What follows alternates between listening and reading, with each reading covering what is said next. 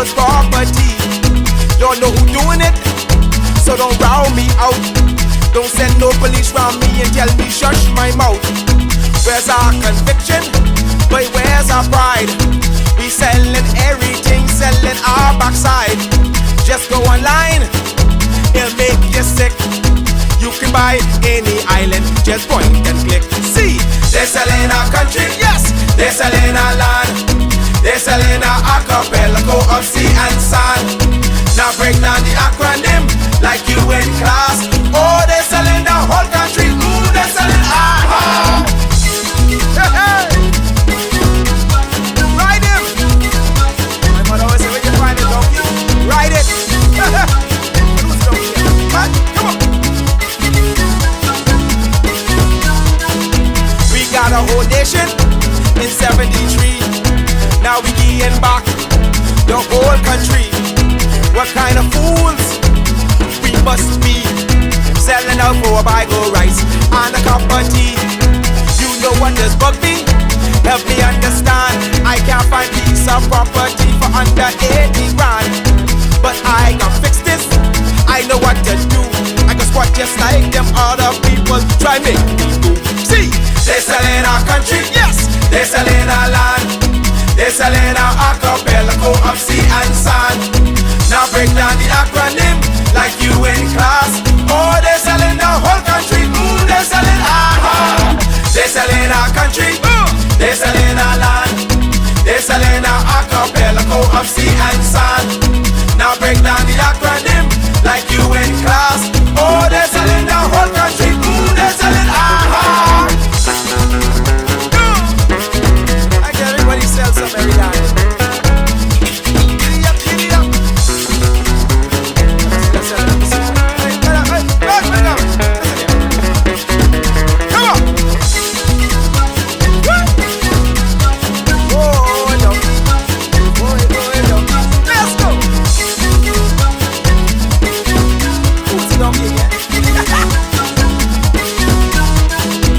They're selling one island, yeah, they won't keep. What can be left for you and me? It's just an example, what's our kids to do? You want them have a sense of pride, or go selling too. Cause they're selling our country, yes, they're selling our land.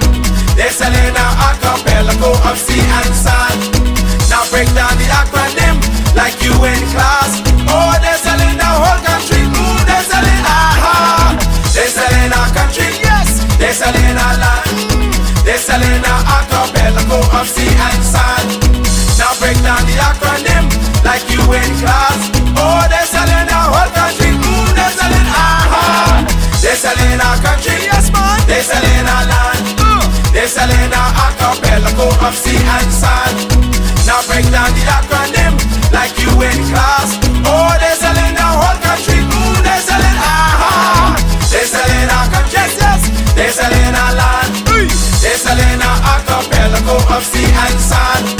Now break down the acronym like you in class. Oh, they're selling the whole country. Ooh, they're selling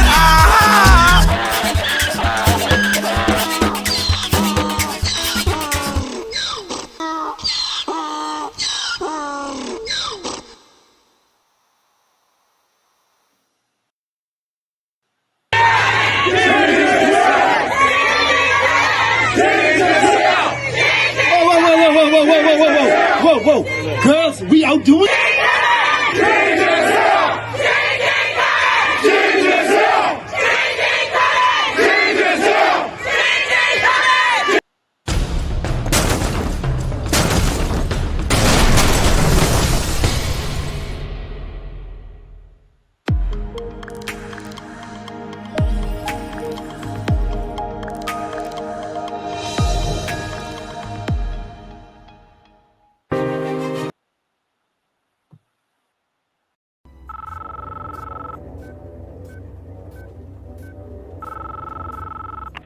We know you're watching.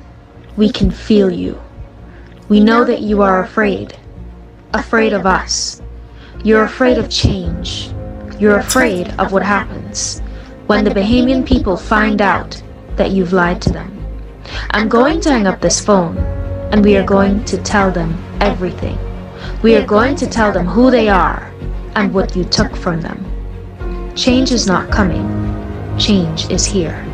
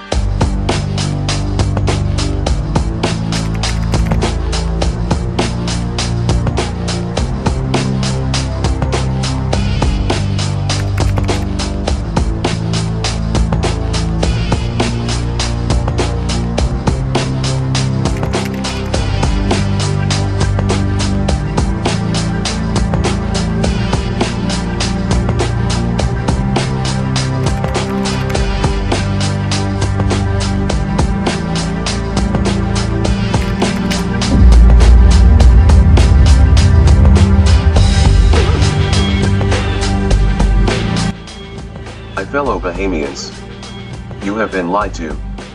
You have been told that you are poor, that you have no wealth and no resources. You have been told that your natural resources are worth nothing. You've been told that even if you had natural resources that only the wealthy could afford to mine and process it. While you were struggling to survive, they were secretly shipping billions of tons of your natural resources out of the country. It's time to learn the truth. It's time to end this myth.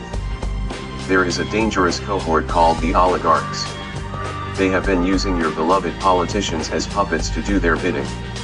To distract you with rallies, handouts and jobs while they ran off with your riches.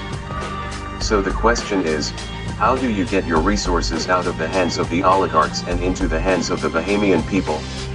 It's easier than you think. Today, I have come as the bearer of good news. And that is that change is not coming, change is here.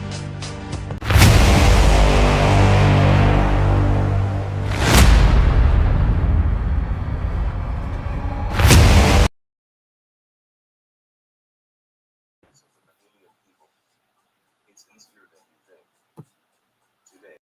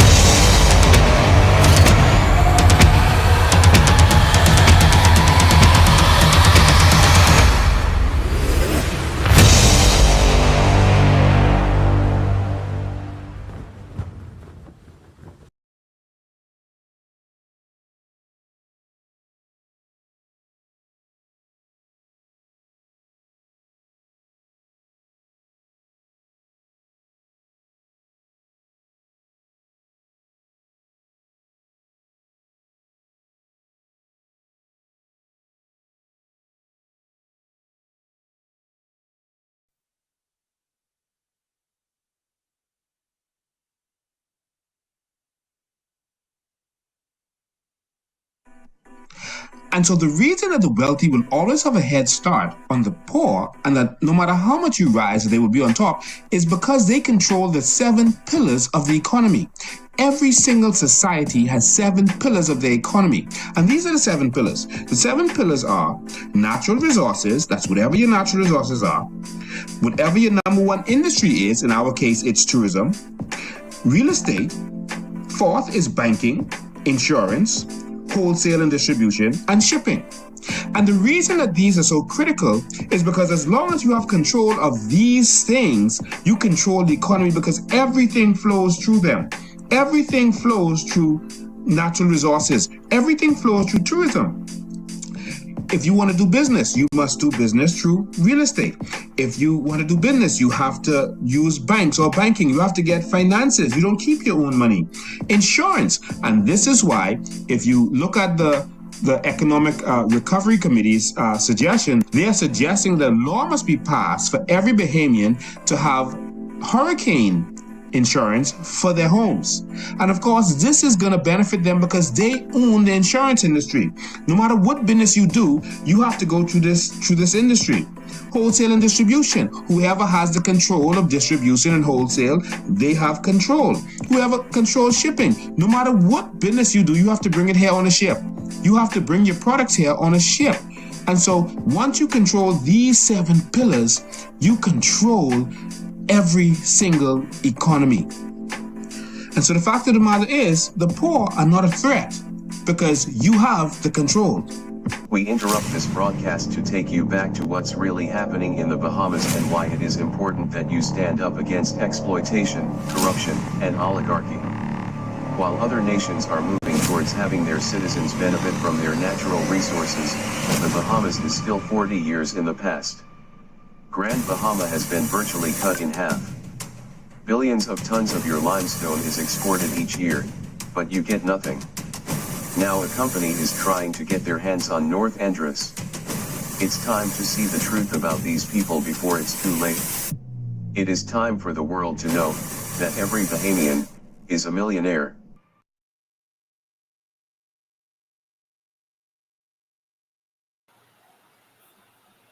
Good afternoon, ladies and gentlemen, and thank you so much for joining us. It is a pleasure to have you. We're going to have an interesting conversation today that we want you all to be a part of and to take part in this because there's been a myth going on. We feel like one party is more corrupt than the next, or what this particular party is worse than the other one. And I think that myth is very incorrect, and we're going to debunk that myth today. We're talking about the FNM. And why am I doing this? I'm doing this because I have a duty to educate the Bahamian public. I've taken on that role because you're not going to get real facts. Real books are not written. The media is sold out. And so we have to know exactly what's going on. I'm going to put it to you that the FNM is the most corrupt party that this country's ever seen. We have seen corruption from the PLP, of course, and their corruption affects minor things, and they work with criminals a lot of the time. So it makes you feel like what they're doing is extremely bad. But what the FNM does is they do corruption on a generational level. They thief from the entire nation. They steal from the entire nation. And they steal in ways that affects all of us. They rape and rob and take everything from the Bahamian people in a massive way. It's like machine guns versus atomic bombs, the way it is done. And I'm going to give you a history lesson today and show you exactly why I am saying what I am saying. And you're going to realize that the FNM is not the solution. There's some people saying, oh, the PLP is corrupt. Look at these little corruption, these stuff, these accusations and the murders and the drug dealing and all this kind of stuff going on. And so we need to swing back to the FNM. And then every time we do that, we realize that, hold on, just a few people get everything. And then there's institution, like they make major changes that affects all of us, that robs all of us in Bahamian society. And we got to talk about this today. So, but before we get to that, we're going to make we have some announcements, and Jillian Bartlett is going to assist us with our announcements. And so, yeah, moving forward, I'm going to be joined by people on this live. But Jillian Bartlett is going to, moving forward, be giving us our community announcements. So she is going to join me right now in order to make sure that we don't leave out anything. So, ladies and gentlemen, this is Jillian Bartlett with our community announcements. COI's announcement, February 2nd, 2025. We'll start with our condolences and funeral announcements. We extend our deepest condolences to Bamboo Town candidate, Mr. Jamal Antonio Bain, who will be laying his aunt to rest on February 7th at 10:30 a.m. at the Transformation Church Baptist Church. Members who wish to support are welcome to attend. We move on now to birthdays and congratulations. We celebrate all our COI members celebrating a birthday this month. So happy birthday. Wishing you all the health, success, and prosperity. More further information from our COI headquarters is open Monday to Friday from 10 a.m. to 4 p.m.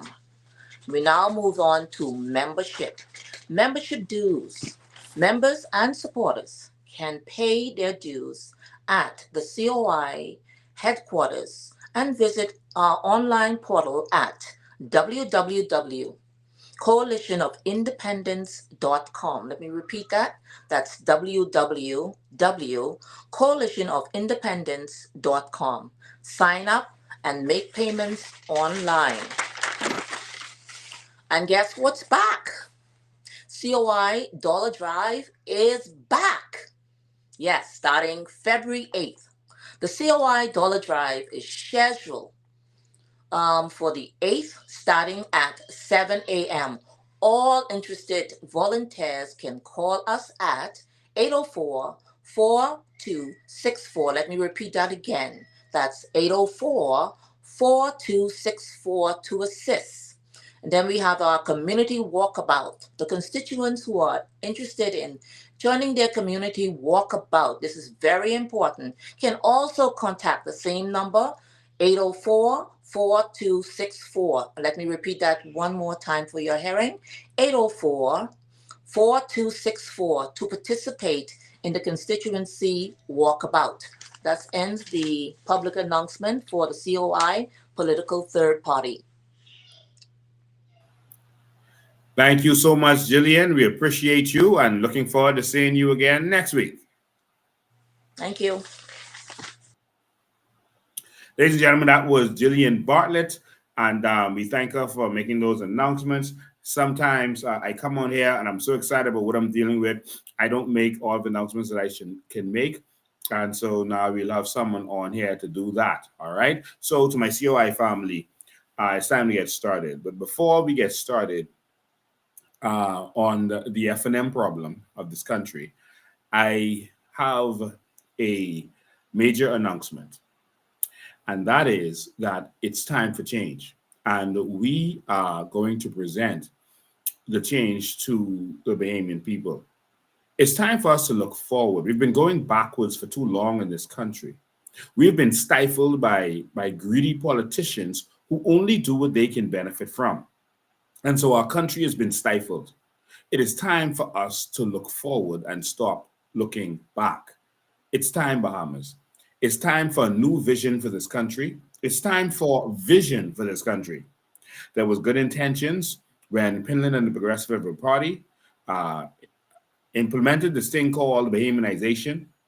And Bahamianization was meant to lift Bahamians from uneducated, unqualified persons to educated persons who could work in jobs.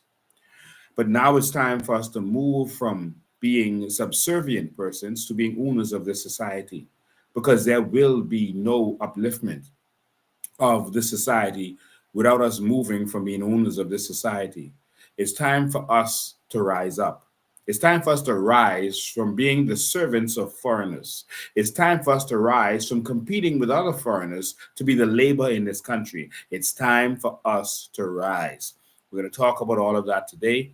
But ladies and gentlemen, how are we going to rise? Every movement starts with vision. Everything starts with vision. And so, ladies and gentlemen, we are presenting to you Vision 2030. It's time for a new Bahamas. It's time for change.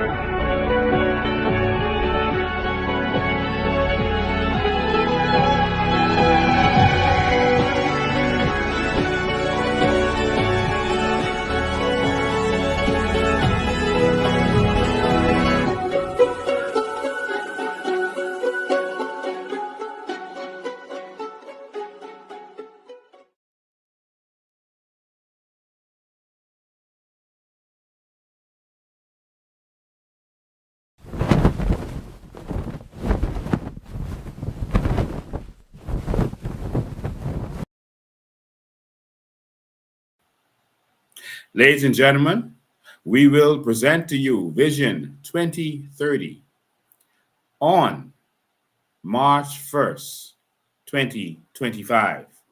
Our original vision was Vision 2025. And what does that mean? That means that by now, Bahamians would have been benefiting from everything that we promised in our original vision. Bahamians would have had a different nation now. Bahamians would have been getting royalty checks from their natural resources.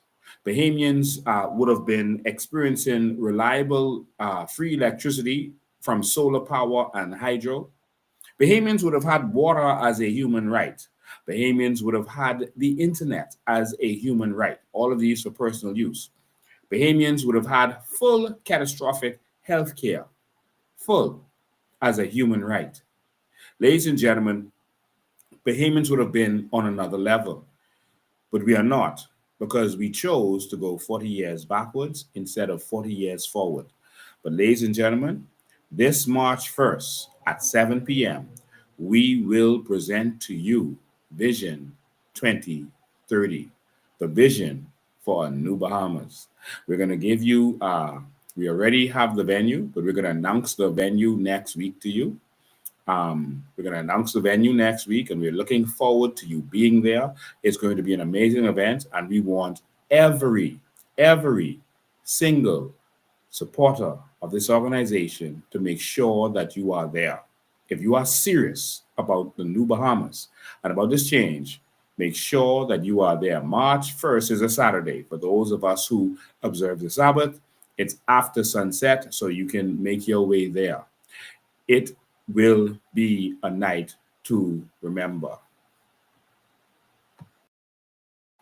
Okay, I heard someone say they can't hear me. I don't know why. Maybe you need to go out and come back in. But this will be a night to remember. Ladies and gentlemen, Vision 2030, the rise of the new Bahamas. We thank you. We thank you for being a part of this. It's time for us to finally own this nation. It's time. So, ladies and gentlemen, with that said, stay tuned for that and make sure you come and don't come alone. Bring your friend or your family or whoever you can to make sure that you are a part of this. So, ladies and gentlemen, I have a serious conversation today, as I started to say in the prelude to this. There's this perception that the PLP is more corrupt than the FNM. And while both parties are corrupt, I put it to you that the style of corruption of the FNM is far worse than the style of corruption of the PLP. I'm not saying that we need any of that.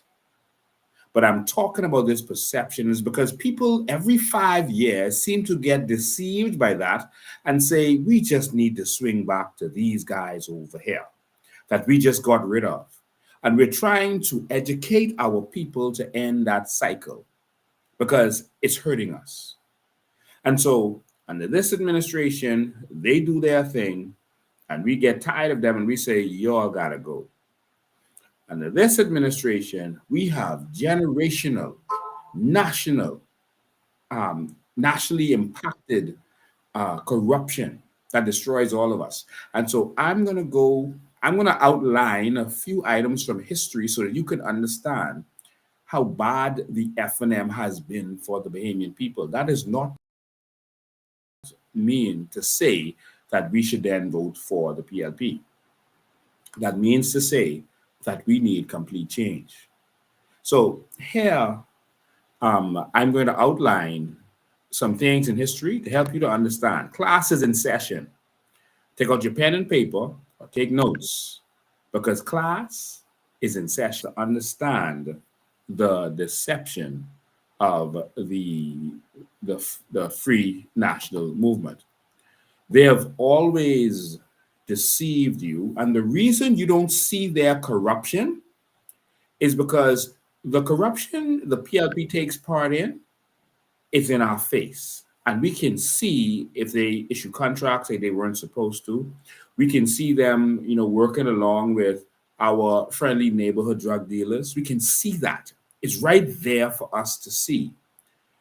But the corruption that the FNM does, you see, they are not they're not involved with things that we understand the value of. They kept us ignorant to the value of what we have so that they can keep it for themselves. And so they steal on a level that we don't even understand. When they did the Movable Properties Act, we didn't understand how that was going to affect all of us. And I'm going to outline these things for you. When they went into our natural resources, we saw it as dirt. We didn't know what they was doing. When they were taking all of our land, we didn't know what was going on. But it was major things that affected all of us and broke this economy. And it destroyed our nation by destroying our people.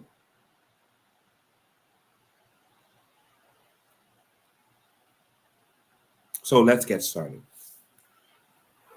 Make sure you use your @highlight, @followers, and make sure you tag some people to get them in here, because we have to educate our Bahamian people. So that if our generation is foolish enough to go back to the PLP or FNM, maybe some young person hearing this because mommy or daddy is playing it, or grandmother is playing it, or uncle is playing it, maybe it will go into their soul and they can rise up. And one day they can remember that there was a man called Lincoln Bain who said that this country belongs to us and that we should be first in this country and that we should rise up and take back our country. But I believe in my heart and soul that the Bahamians have woken up and that we are ready to take this country back. So we just need you to do your part. So let's get to it. All right. I will start with the UBP, the United Bahamian Party, because they are the foundation of the Free National Movement. They control the Free National Movement, even though there were some faces who left the PLP who became a part of the Free National Movement. And that also is an interesting story. I wish I had time to get into it. But the UBP ran this country for a very long time, and I'll get into a second what they did. And then they formed another party. It was called the Free PLP, and I know that's a strange statement. And then it became the FNM, and then there was a time when they were split. The persons who left the Progressive Liberal Party were accused of corruption.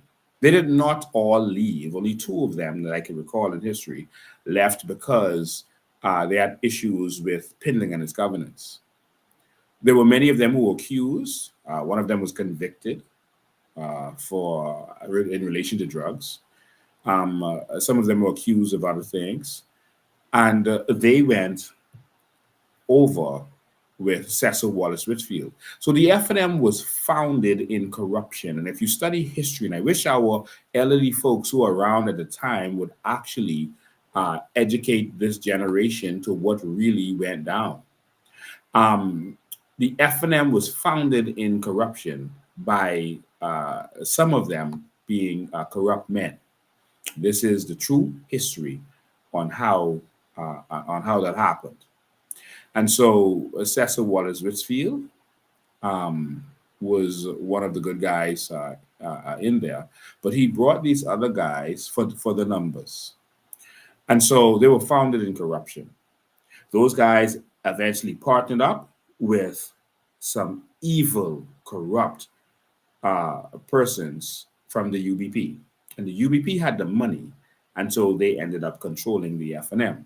But let's go take a ride in our time machine and go back to the UBP, the foundation of the FNM. The UBP and their wealth started with bootlegging and other criminal smuggling, and activities. And so while they say that the Progressive Liberal Party eventually enabled or ignored or turned a blind eye to Joe Leder and Pablo Escobar's people who were using Norman's Key and using the Bahamas as a drug shipment portal, the UBP was founded on bootlegging, smuggling, or what they call rum running. And so it was just as illegal as drug dealing in our time. But they didn't allow it, they participated in it. All right. They actually smuggled rum into America in the in the early 1900s. They smuggled this illegal substance into America, and that's how they made a lot of their money. And they were involved in it, including Roland Simonet and their family, who did that. Roland Simonet was born, I think, in 1898, somewhere around there. And these guys made their money from what was equivalent then to drug dealing. Because remember, there was a prohibition at the time, and all alcohol was made illegal. They felt like alcohol was destroying society, causing people to do crazy stuff, causing persons to assault their family and beat their wives, and alcohol was seen as bad at the time. And so these guys were smuggling this bad thing, and that's how they got their power and their money through what they call bootlegging, et cetera, et cetera. So while they paint the PLP as enabling drug dealers, these original FNM UBPs were the drug dealers of their day, because alcohol was considered a drug then. It actually still is a drug now, but it's just accepted. It was considered a drug. All right. So here we go. And so, of course, you're going to have FNM trolls come on here while I'm talking to try to distract you. But please listen to this lesson. This could be critical to understanding where our country is and where it needs to be. All right. So bootlegging is how they establish their wealth. It's criminal activity. All right. Next, the UBP took governance in this country. And well, before they were the government as UBP, they were independents, because you only voted for independents at that time. You voted for independent candidates, and then those candidates came together and formed the government. They chose who would be the premier, etc. But the UBP became the government, and they did all of the business of this country through their businesses, to the point where they did not accept any salary for being MPs, for being in cabinet, being MPs, because they were raping and robbing the country, and the country was not getting any benefits, and so the treasury did not make the money that it should make, and there's a reason that is important, and so everything was going through them. And why was that important? The black people at the time didn't do business. They didn't have the confidence to do business. They weren't interested in business. They felt they didn't know how, for the most part. There were some anomalies like Milo Butler, Clarence Bain, etc. But for the most part, blacks weren't even looking in that direction. So they were doing the business, and blacks weren't interested. And so they was making sure that all the business went through them. And because they were operating in stuff that we weren't operating in, we didn't even pay attention. We didn't even know what we were missing. And so their corruption was on a level that it affected an entire nation, because the treasury didn't have what it could have because of their corruption. And we were so ignorant, we didn't know what was going on. And this is why, even after Sir Lyndon Pinlin won in 1967 at their first cabinet meeting, they realized that the treasury was broke, and that they had to go and borrow money from Royal Bank to pay the civil servants. And so they told Pinlin, well, you got to go talk. You're the premier. You got to go and talk and try to borrow some money, because the treasury is broke, because apparently the UBP didn't leave anything in the treasury. And so he did. He walked over to Royal Bank, and he spoke to the general manager, and the general manager said, I understand your dire situation, but that's above my pay grade. You have to go and talk to the chairman. And guess who was the chairman of the Free National Movement? Sorry, of the, sorry about that. Guess who was the chairman of Royal Bank? Well, the chairman of Royal Bank was none other than Sir Roland Simonet. So Roland Simonet, that guy right there, that's Brent Simonet's father, was the chairman of Royal Bank. Can you imagine? He was the premier of the country, the chairman of Royal Bank, controlling money, etc., etc. And Pinland had to go and see the guy he just defeated in the election. Now, isn't that something? And so Pinland went to see Sir Roland Simonet, pictured there. I don't like the image, his image on top of mine. Yeah, let's change that. Okay, yeah, you are beneath me. And so Pinland went to see Roland Simonet, and Roland Simonet was sitting waiting on him because it was cabinet day. And so Roland Simonet says, I knew you were coming to me. I knew you were going to have to come.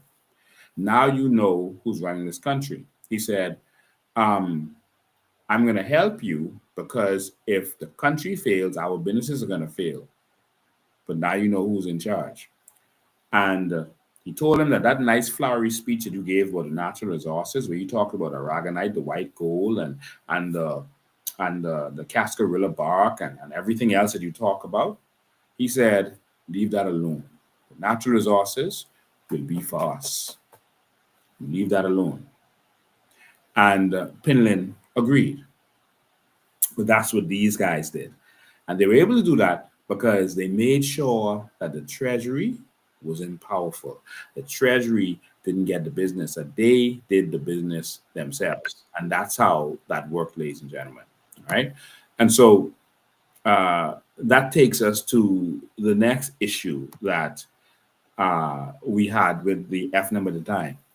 They took control before they lost of the entire, it was almost like colonization, where they make sure that they get control of everything before they leave. They took control of the 7 pillars of the economy. And I want you to watch this again because many of you weren't on here live yet. There were about probably 200 of you on here when I played it. Now there's about 1,400 of you all over our platforms. So I'm going to play this video for you again. All right. And this shows the 7 pillars of the economy, because with these 7 pillars, you can control any economy by controlling these 7 pillars. And that is what the UBP FNM did. I'm educating you today. And if you choose to go back into this, then that's on you. They controlled the 7 pillars to this day to make sure that their future generations will be straight. Well, I can tell you that we are fighting for all Bahamians today, not the future generations of certain families, not the future generation of the Simonets, not the future generation of just a few people. We are fighting for the future generation of all Bahamians, because it's time for all of us to get a piece of this pie. So let me show you the next trick that they did. These corrupt, evil men to control everything, and there's no way around them without a new government coming into play that's going to snatch this country back and give the power to the people. Here are the 7 pillars.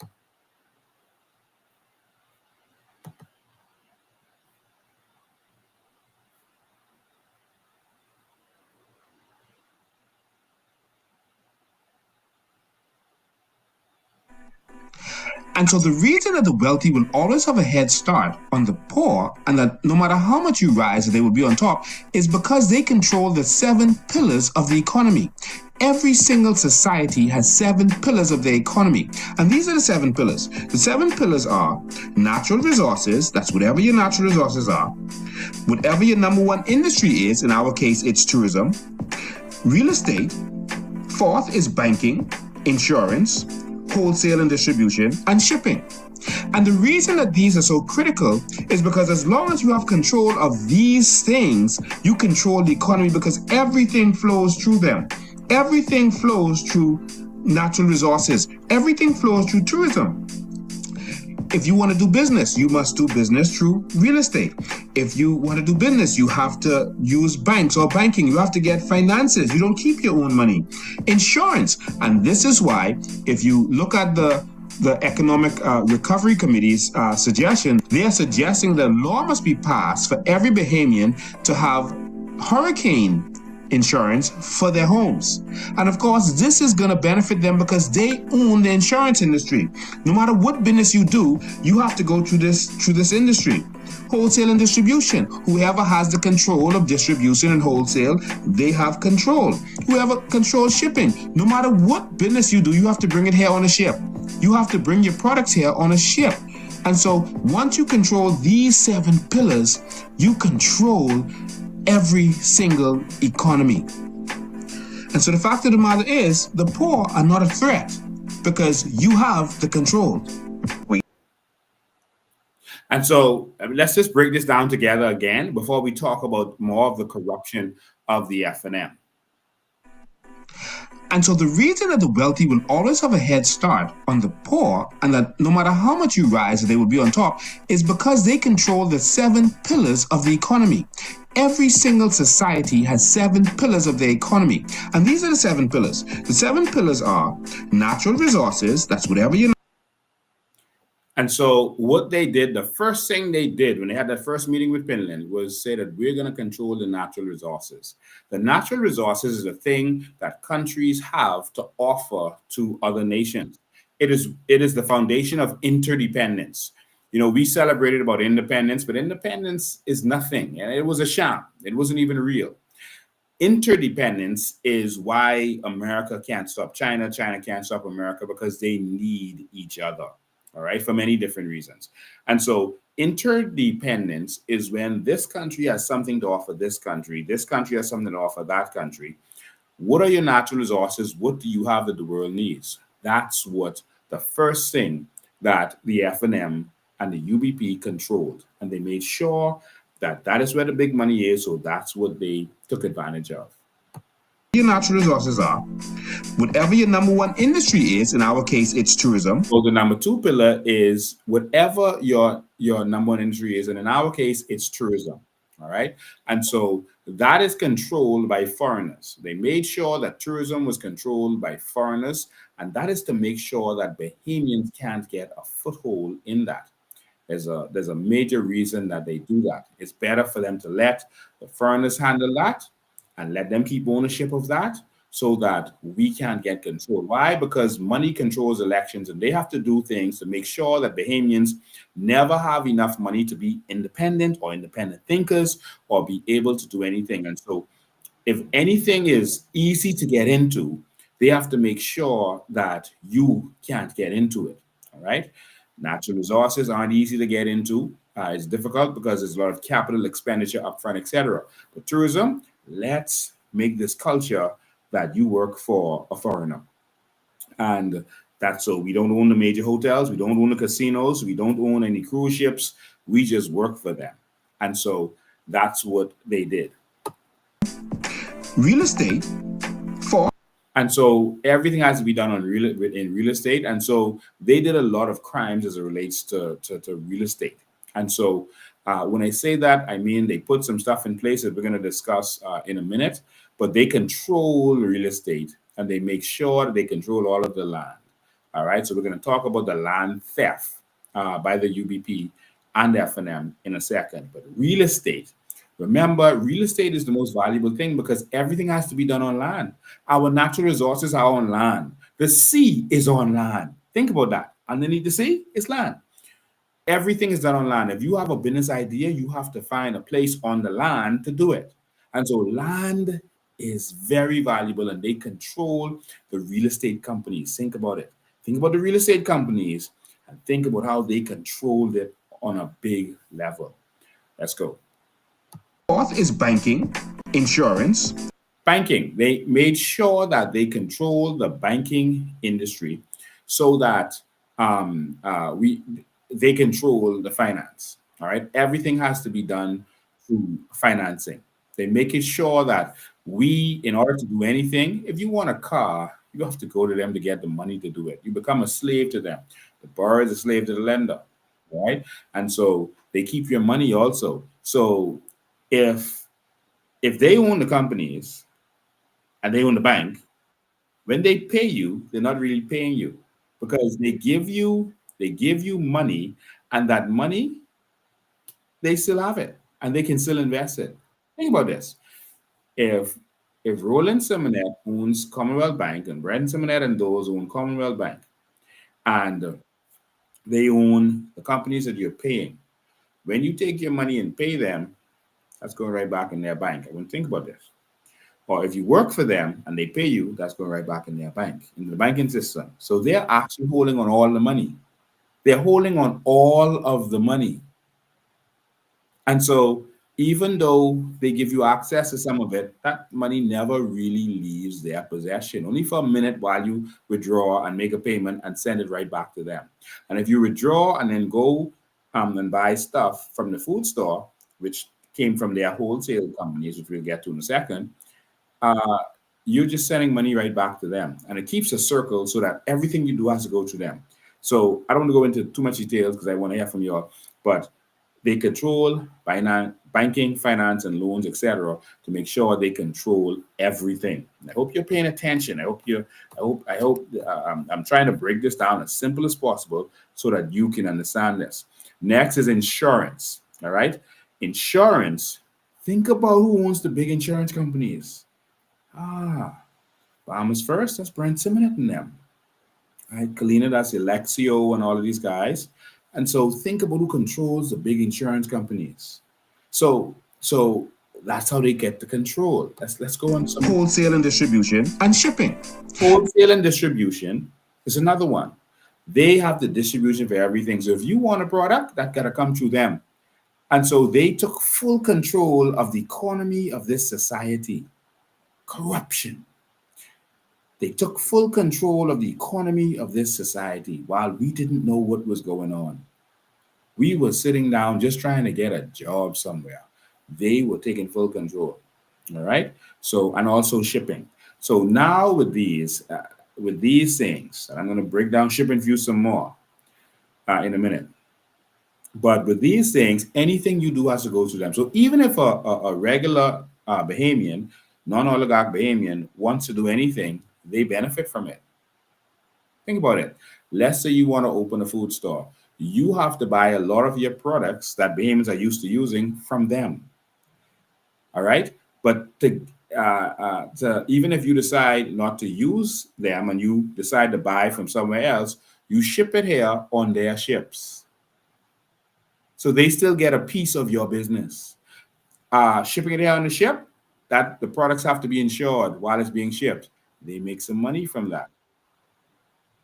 Think about it. You then have to open a bank account. Them or the foreigner owns the banks, or they're on the boards of the banks, making benefit. But them or the foreigner owns the banks. You have to get a loan from them. You get a loan from them. They control you and everything that's going on in your society. Wake up, Bahamas. Wake up. And so anything you do, they get a piece of that pie. Anything. Most of you rent from them. So with these 7 pillars, they control everything and they will always be on top because you can't do business without doing business through them. I hope that woke you up a little bit. I'm gonna skip through now to continue talking about some of the corruption of the Free National Movement. They are raping and robbing us on a major scale that dwarfs the little petty corruption and petty crimes that the PLP does. Now, I know this PLP is doing some stuff, but I want you to see the big picture. That the FNM corruption is institutionalized, is nationalized, and it is what's kept this country back. And I wanted to take a minute there to help you understand the 7 pillars of the economy. And there's a way to take back the control. All right? And we're going to do that for the Bahamian people. Now, and that's why they don't want to let Bahamians get into business, because if you get into business, you can then break into the 7 pillars. And they don't want you to be able to break in, because that's how they keep control. Now, the next thing the UBP did was the Quieting Titles Act. The Quieting Titles Act was an act that they did to be able to steal land from Bahamians. You may remember that back in the day, in the late 1800s, early 1900s, etc., the king himself granted a lot of land, large areas of land. There were just tens of thousands of Bahamians then. And so they granted a lot of lands to black Bahamians. The queen, not the queen, the king did grant a lot of land to black Bahamians. And in order to take that land from them, they did the Quieting Titles Act. And it had two purposes: to be able to get land, which is the most valuable thing, and it was also to use for votes, because for each piece of land you had a vote in the country. And so that's what they did. And so they robbed us of land, and they used the Quieting Titles Act. A lot of the subdivisions that you know about, Ridgeland Park, Yellowell, etc., certainly these subdivisions were developed by Simonettes and these people, but they were taken. The land was taken from regular Bahamians and then sold back to them with a shabby house on it. All right. And so this is your history.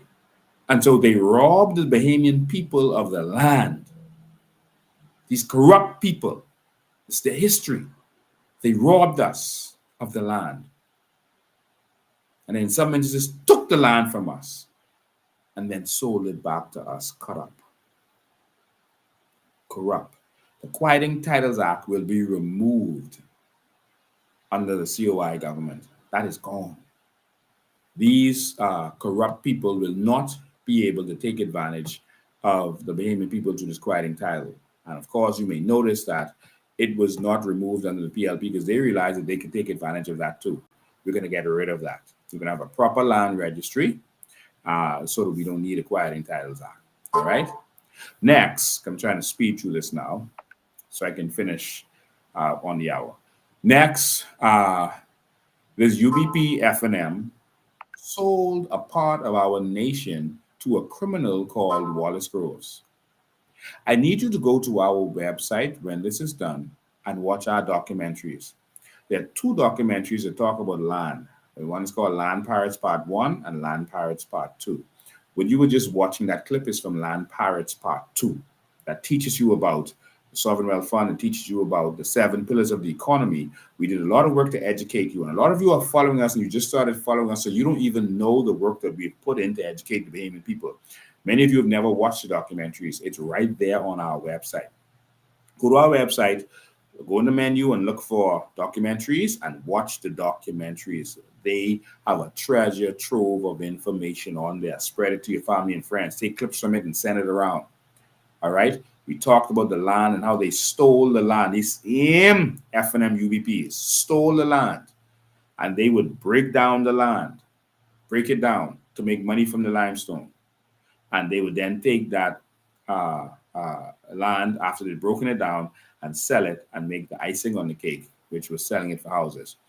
So they actually stole a part of our nation and sold it to Wallace Groves. We also talk about that in our documentaries, and we show the actual documents with signatures never before seen, with signatures from Wallace Groves and corrupt UBP FNM government at the time. They gave him a part of our sovereignty. They gave him a government within a government. They were so corrupt. They took $1 million and gave him our crown land, 50 acres of our crown land. They gave it to him. He was supposed to just do some stuff for 3 years and then get lost. He is still here over 70 years later. All right? And the Port Authority is there, and Freeport is in ruins. But that was corruption. Wallace Groves was known to be a part of the Meyer Lansky Mafia gang. And the FNM, UBP, literally gave him power in our country right after he came out of jail. Corruption. Talk more about that later. And then they came and broke up. And so we have an interview with persons on there. We have an interview with Prescott Smith on there, where he showed Freeport and how they broke it up and how they destroyed our Freeport for their own personal gain. destroyed the water table and destroyed the land and was digging canals. The purpose of the canals is for them to sell the limestone. They're making trillions of dollars over long periods of time. Uh, we also had an interview with C. Allen Johnson on there. I see that C. Allen Johnson is on this one talking, but he was he was totally against what they were doing with our natural resources. Now he's sucking up to the FNM, the same FNM that has destroyed this country. But of course, we'll we'll see what happens with that. But everyone has a price, I guess. And so they destroyed Freeport, and that was a corruption that affected not just Silent or Freeport, but all of us. They take billions of dollars in what belongs to the Bahamian people every year. The PLB can't match that. They take billions of dollars and we don't get a dollar from it. Not $1. And now they are trying to put a prime minister in place that is a puppet for them, Michael Pintard, so that they can get Morgan's Bluff and Andres to continue this. Because there's only so much they can do in Grand Bahama. They're coming to the end of that, and now, and you're going to see all of it in the documentary. Let Prescott Smith talk about it. Now they're trying to get to Andres to break up Andres, to break it up and destroy it. But we got to stop them. We have to stop the FNM from what they plan on doing. And again, we won't get anything for it. All right? So, I just want you to understand that. The FNM, when they came in, killed agriculture. The decisions they make affect all of us. We used to farm on all of our islands. We were known for that. Hawaii got their pineapples from Eleuthera. We were known for farming, and different islands had different specialties. We're going to bring that back. They destroyed it through their puppet at the time, Hubert Ingram. He put some things in place to destroy farming in this country. Why? Because they're in the what? Wholesale business, one of their 7 pillars. And why should they allow you to grow food here when they are making money by importing it? All they got to do is buy it. They don't have to worry about growing and doing all the work. They didn't want to do any work. Yeah, just bring the apples from over here. Why we grow apples? Bring the onions from over here. We make free money. We just pay for the apples because we made this money from what was equivalent to the drug business at the time, the bootlegging. So we got money. So what do we do? Hey, farm? Hell no, that's work. Let's just bring the onions. Let's just bring the potatoes. And let's bring the poison ones. Let's bring the for export only ones here to kill Bahamians. And so their decision to kill farming in this country, they don't allow farmers to sell directly to super value. You didn't know that. They don't they don't sell them the land, they lease the land to them. They tell them that they can only have a building of a certain size on their farm. Only certain size to make sure they can't store enough of the products. So the products would go to waste if they grow too much of it. And then the packing house, they reduced the amount that you could bring to the packing house. And so they made sure they killed it. It made no sense to do this anymore. Y'all paying attention? And now we are suffering because we have to import everything. And we are importing stuff that's making Bahamians sick. The sickness level, younger people are getting sick. People are just dropping dead because of this Frankenstein food that we've been importing. The fruits in the food store is not real fruits. It's not real. MGO nonsense that we have been forced to eat. The vegetables, etc. And they are killing us because they import $1 billion to $2 billion worth of food every year. The government makes customs and VAT off of that. So they're going to entertain that. And that money goes directly to the oligarchs. And you suffer because of it. We're going to have a new Bahamas where you're going to see what we're going to do for agriculture. We're going to grow our own food in this country again. So they killed agriculture. That's what the evil FNM did. You see, when I tell you they're corrupt, they got their little puppet prime minister to do what they want so they can make their money and you suffer. Let's keep going. They monopolized the shipping industry using our money. They were always big in shipping, but then Ingram had a bright idea. He said, wow, we could see y'all are spread out, massa. This is what he said to the oligarchs. Massa, y'all are spread out. What we can do is we can take the Bahamian people's money and we can form one port and call it Arawak something. And you can use our crown land to put all of your business, and we can just give you shares, and then we can make the poor people buy their little shares to make it feel like they're getting something. But y'all have the real amount, and y'all monopolize shipping in this country so that y'all will never lose shipping. Because some Bahamians started to get into shipping, and if you let them get in it too much, they'll grow big enough to where they can compete. And so to make sure that that don't happen, they use our money to do a Newport system where all of them, those families, benefit. That was a robbery. Do you see why I say they operate on a level where you can't see them? And they always sell it as something good. You see? But it wasn't anything good. It was to keep control. Let's keep going. And so anything you want to bring in this country, they get a piece of your business because you have to ship it there. If you want to go in the car business, the car, they got to help bring the car. Whatever business you want to go to, you want to sell weave, they got to bring the weave. All right? So they operate on a big level. The FNM, the NIB used to make a lot of money, and you could see it skyrocketing. I've done lives where I've shown you the actual document, but I don't have time yet to show you the actual document again. Just go on my page, you can search NIB, and it will come up, all right? They stopped reporting what NIB was making, what it was going in and out, and then they started stealing the money from NIB to pump it into their personal businesses. It's my opinion. And to build buildings that we could never benefit from. They even did Cable Bahamas, and it turned out that Cable Bahamas, what was it? I think it was the CEO, ended up being married to Ingram's daughter. It's like, hold on, they came here with no money, got our NIB money to do their dream, these foreigners, and come on. And so they steal in big ways that affect all of us. Now, because the FNM stole from NIB back in the day to do their companies, Ingram, to do their companies and to build buildings and stuff that we can't make money from, but they made money from the contracts. Because they did that, we now have an increased NIB rate because of what the FNM did. Now do you see how I say that what they do is on a big level, that it affects all of us? Because every single Bahamian is affected by this. And even though it's the PLP doing it and putting an increase, it's because of the theft of the FNM from back in the day.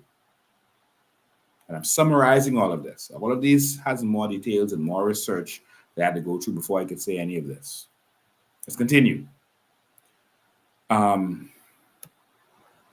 The same FNM refused to build hospitals. Of course, the PLP was a part of that too, but because they were benefiting for the most part from us using private health services. They, and of course the PLP participated in this, but they made sure that we don't have good health care, because then you would have to come to them to pay for health care. Do you understand? Instead of building hospitals, they just put some little clinics.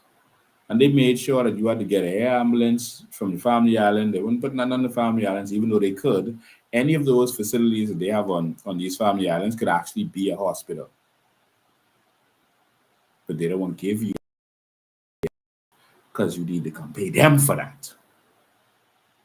And so that was a robbery on a major level that is affecting all of us. Many of us have had friends and family members die and suffer because they refuse to give us good health care. Again, that was only the FNM, but their oligarchs was benefiting from this. I'll keep going. When Ingram came in and did the Movable Properties Act, it was a crime against humanity. It is the reason you cannot afford property now. It is the reason our property was being taken from us. And if all Bahamians lose all the land, where no Bahamian owns land, it's just theoretical. You don't have a country anymore. All you have is a passport.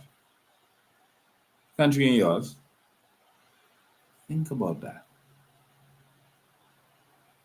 But now you can't afford land. And it skyrocketed since he did that. We're going to take it back so we can go forward. We're going to empower Bahamians with land. Agrarian reform is coming. And so that Movable Properties Act, that was a part of corruption. Hubert Ingham sold BTC to a company that was, yuck. It was an awful company. And we told there's a lot of things that happened behind the scenes with that. I'll leave it there. But he sold BTC. So you sold the company for $200 and something million, and the company has $180 million in the bank. Who gave that company away? How could you give away our company? Who got the finder's fee, Miss Ingram? Miss Ingram, did someone closely related to you get the finder's fee for that? Because that's what that sale was really about.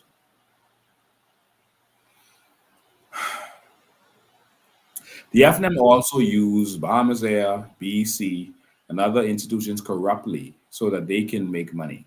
You saw where one of their persons who ran for them, Fred Ramsey, was arrested because of a corrupt deal. And only because America got involved that came to the forefront.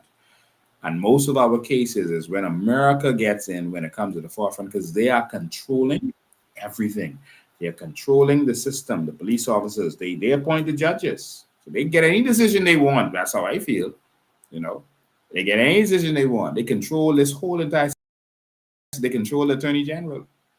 And so they determine, they have a lock on this whole society. And normally only when America gets involved, this stuff gets exposed. But they were buying these bad engines for BC because of deals. And I won't elaborate, all right, because the clock is ticking. You remember, they'll make it seem like only PLP and PLP MPs were accused of different things. We had FNM MPs accused too. Remember Vincent Vanderpool Wallace and that tourism caper, that tourism scandal? Go and Google it. Remember the Oban deal, even in the new FNM? That was scandalous. The files disappeared. The PLP has now come to power and they have not given you the files. Those files have not really disappeared. There are persons in government who still have those files. I've seen it with my own eyes. The FNM tried to steal all of our heritage sites, all of the forts, etc. They were taking that from us to be able to make money from our forts. I mean, they were going to rape us. The COVID visa scandal, where they illegally was making us have to get a visa as a Bahamian. You had to get a visa to come home. You had to get a visa to come to your country. That's totally against the Constitution. And the company where the money was going was again connected to the FNM. You remember the Holowesco food scandal, that the first thing Pinta did when he became leader of the opposition was defend the Holowescos. All of these feeding programs where people are being fed every day right now still. Bishop Henschel, Hans Fonger, other places, they decided to give it to the Holowescos. Jesus, and pay them for it. How much money these people want? And they were giving us $9 and $11 checks. Literally giving us food that came from the oligarch wholesale companies. Do you see? You awake yet? The FNM does things that affects all of us.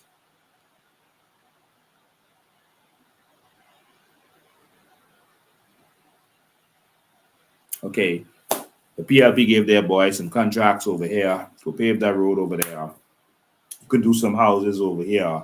Um, that isn't affecting the whole entire country and the direction of this country. That's their corruption is bad. It's crime and criminality, et cetera, et cetera. But what the FNM does destroys this nation and destroys us as a people. I want you to wake up. And they are finally getting a puppet. You see, Ingram was a puppet, but at least he had some say because he had political strength and he had his own wealth. And so they wasn't able to fully control him. And that's why they would have clashes with him sometimes, to the point where he didn't even run Brent as a deputy. He said, I'm a one-man band. No, I'm not having a deputy. And that's because they had fallen out because Brent couldn't fully control him. And the menace, Brent couldn't fully control him. That's why Brent quit halfway through. You know, Ingram told Brent some of that when he gave Baham Hot Mix, which him and his family owns, their own contract without going through any procurement. Remember, Pintard is saying that about the PLP right now, but Brent them been doing that. And Ingram told him, man, it looked bad. You got to step down. Brent told me this himself, and so he stepped down, etc. So Ingram them still had a little strength. And now Brent Simonette has wisened up and he realizes that I just need to put a puppet in place. He realizes he's not going to be prime minister. But if he has a puppet in place, he'll still be prime minister technically. And so they're trying to put Pintard there. It's a man with no career, no job, no livelihood, nothing. This is a man who needs that little job. And so he's going to do whatever he's told. A real puppet. Let's keep going. The same FNM, this corrupt FNM, hid all of our building supplies that were donated to us after Dorian. Why? Because they're in the wholesale business, they're in the building supply business. And they couldn't let you just get their building supplies and not come and buy it from them. So they hid it. Listen, man, that's a crime against humanity. When people are suffering and at their worst. Everyone in the cabinet knew when those building supplies reach, including Pintard. They made a decision to hide the stuff. In West Grand Bahama, they brought some foreigners brought supplies there. Pintard them, meaning K Forbes them, came and took all the stuff, never to be seen again.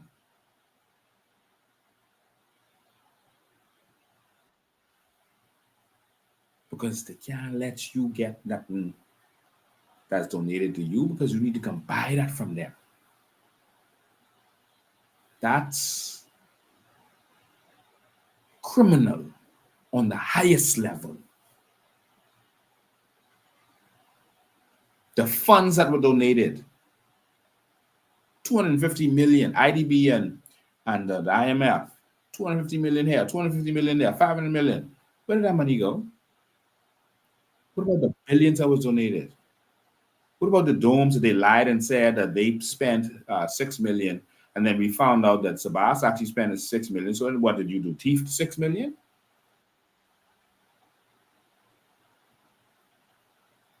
The crime that happened during Dorian is unmatched because it was with Bahamians at their lowest. So Pintard, we're not interested in your flowery talks. We remembered what y'all 5 FNM MPs and 2 FNM MPs in Abaco did to the Bahamian people. Don't you ever come back.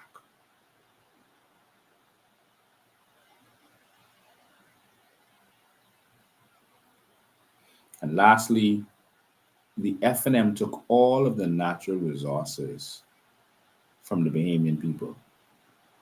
Oh, don't forget, the FNM refused to give a proper count of the dead during Hurricane Dorian. Why? Because they run the big insurance companies. And if they had done that, it would have been easier for you to get payout.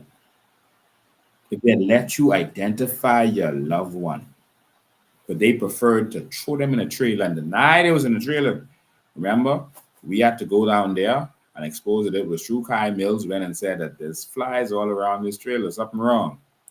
And we had to go down there because they call Kai every liar in the book, Kai Mills. And I went down there. I took Clint Watson from Eyewitness News with me so that the whole country could see, not just people on social media. And we went down there and we exposed it. And Dwayne Sands, this other evil man who's running the FNM as the chairman, had to admit. And they're saying that the bodies were melted together. If the body in a body bag, separate body bags, why are they melting together? Why would you let that happen? If you are a doctor, Minister is a doctor, you know what is going to happen. Why would you do that? Why would you put them in a trailer and make sure the trailer freezer wasn't working? Every part of our suffering comes because they benefit from it. They operate on a major criminal level. We need change. They're taking our natural resources and we get nothing. This is crime on a major level. So I want you to understand that. And see, if stuff isn't, you don't see it affecting you, it could be happening and you ignore it. But I want you to understand that the FNM operates on such a major criminal level, corruption level, that it affects all of us as a society. The FNM should never be allowed to operate. If we are going to go to a first world country, a developing nation, those oligarchs want to keep control. They are keeping you enslaved. They're giving you the little consumer loan to keep you a slave to them. That's what Brent Simon had done doing at Commonwealth Bank. I'm not saying that that business shouldn't exist, but when you put all of the 7 pillars together, you're going to realize how they are robbing you on a major level. I rest my case there. And the phone lines are open. 803-5995. You can call on the phone or WhatsApp. I wasn't able to read your text before this. So I don't know what y'all were discussing. I'm sure y'all had some hot conversations on there. I see an FNM troll on there. I don't know what he is planning on saying, but he's free to call in at any time. At 803-5995. Sorry, my phone is still on silent from being in church today. I had a wonderful time at Revolution Church today. A wonderful time.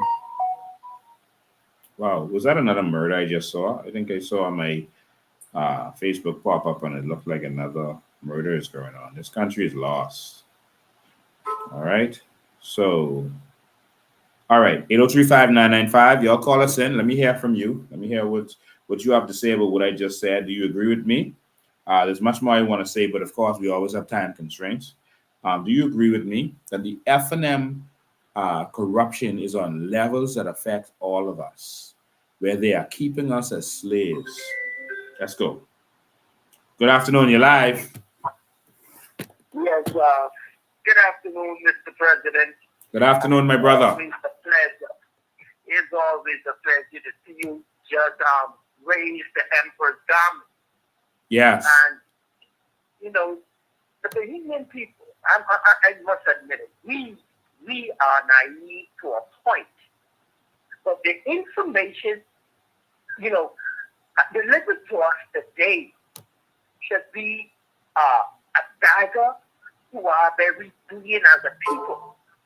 To understand that we are being subjugated and subjected to an organization of men and women who have come and gone that has raped for their own benefit and left the poor taxpayers of the Bahamas to carry the bill. That bill has been levied from grandparents to parents to us now. If the Bahamas can't understand that the FNM government during Dorian, with those bodies in the trailers, I said there were many witnesses that were also privy to that. And they knew that those bodies were there. They didn't give the family any type of closure. That's a government that you want to trust to the well-being of your future. I love my children. I love them that I will not allow them to be raised in this government that stands today. Never will. I will never will.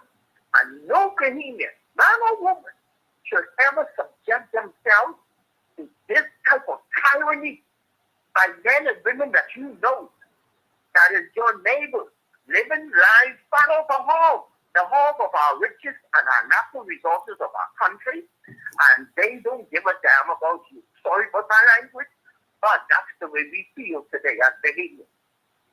Mr. Bean, we are here to support you. And no matter what the naysayers say, they cannot be heard simply because your education that you've given to our nation is embedded in the hearts and minds of our people now. Thank you for what you have done. Thank you, man.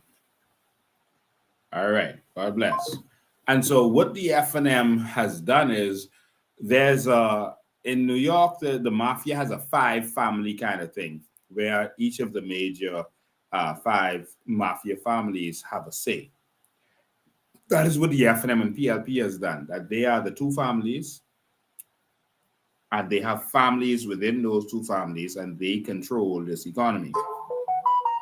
And so the FNM and PLP works together in order to rule this country. And that's what they have done. And so they would pretend to be fighting amongst themselves, but they are working for themselves. And so they control everything and they keep you poor. So that when they come around with their little gifts and their $50, etc., you feel like they did so much for you. And this is where we need to wake up. Okay, call in.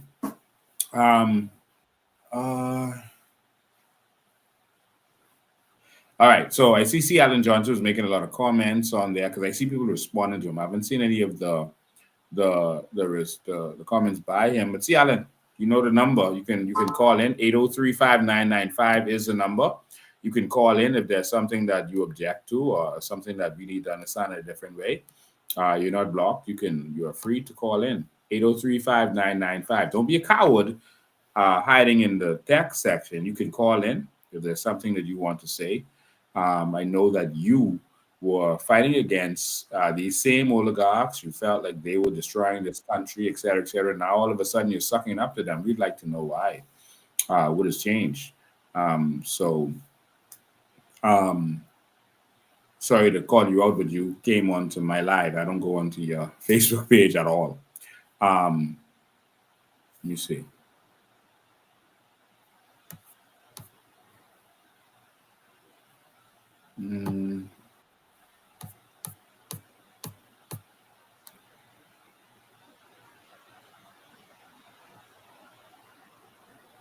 All right.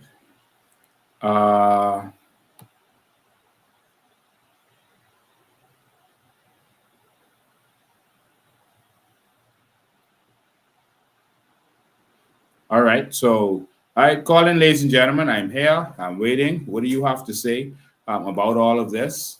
The FNM also was horrible as it relates to immigration. They sold this country out. They were benefiting from it. Brent Simonet would always want to be in that position because that's a lot of money is in there. A lot of money is in immigration, and FNM really destroyed this country with immigration. I remember when, call, I'll get you right now, when the PLP even started trying to round up some of them back in the day. Now they've sold out too. it was Brent Simonet and them. They had people who would bring people in to make sure they get straight, and they destroy this country. All right, so caller, go ahead. You're live. Good evening, Mr. Dane. Can you hear me? Yes, loud and clear. All right. I was wondering about something which you brought up tonight with regards to the Quieting Act and the real estate. I didn't quite understand how they correlate with each other, or do they affect each other, or is there something that I missed there? Because I didn't really understand what you were saying.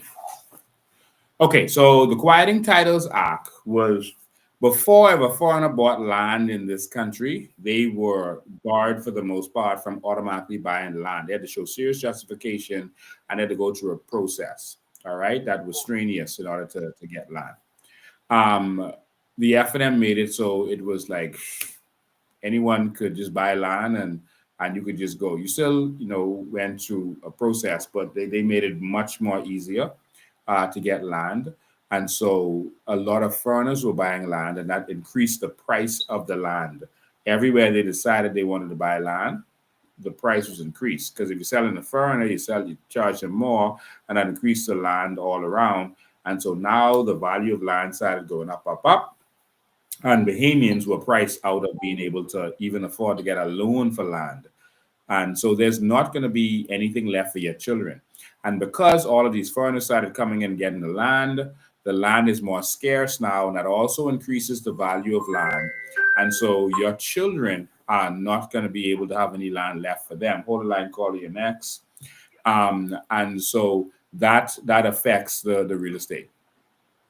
Okay, I get it. All right, thank you. All right, thank you so much. Call you live. Yeah, Mr. President, brother.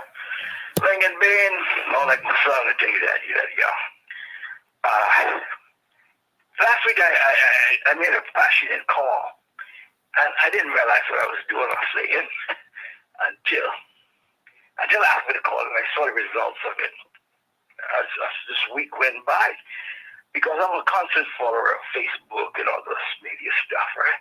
Mm-hmm. And I saw something, and I'm saying to myself, I know I didn't start this movement, but I'm saying to myself, I hope I'm a part of the starting of this movement of disclosing the PLP. Yes. Yes. And not only that, disclosing them and the silence about the issue of Fred Mitchell, that they're not addressing. And I'll make my point, because I thought I was in trouble last night. I'll be honest with you.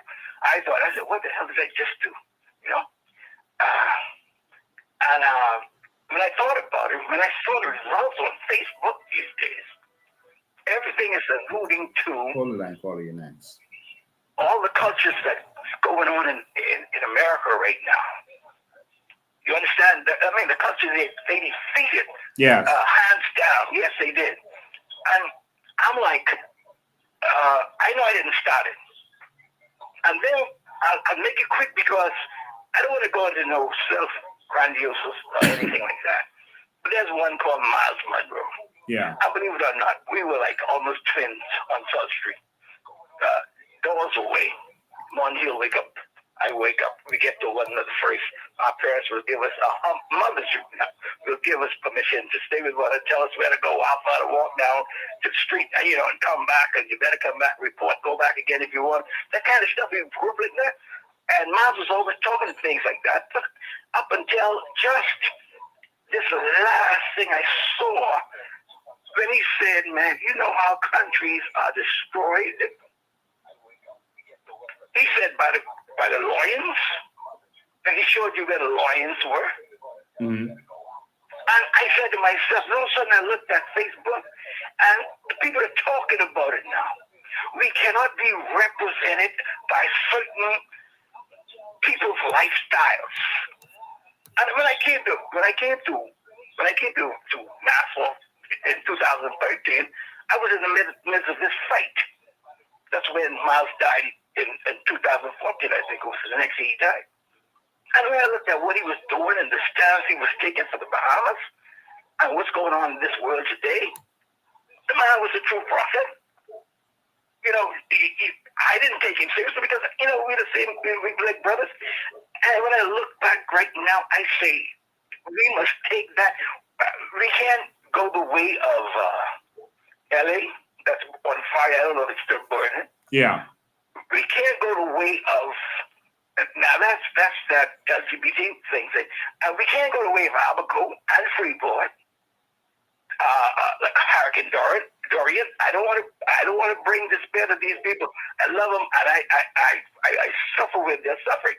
But God said, like the guy said on Facebook today, he said, man, God reigns on the just. And I'm talking, he making jokes. I thought of Fanny's Day to mention this one character, man. He is character. He's a bald-headed, light-skinned guy. I think he's from one of the islands. And he's just telling the truth now with guts. Like, and I said, man, listen, if he could do that, I can remind these behemoths that if they don't stop electing these people who don't give this country back to God, God can take this country from us. That's I agree. Thanks for your call, man. Thank you. All right, I agree with that 100%. Good afternoon, you're live. Good afternoon. Yes. Hello? Yes, you're live. Yes, Lincoln. Yeah. Your previous caller, not the one who just was on, the one before that, they called concerning the acquiring of title act and the removal act. But the answer you gave was basically on the requiring of title. No, she wanted to know how it affected real estate. No, she was asking if it was the same, and you said that acquiring of title act basically led to a lot of foreigners being able to buy, but that's actually the removal of the property. No. I think you misunderstood what you heard. She wanted to know how it affected real estate. So she felt I answered her question. No, she was asking. She was thinking the removal.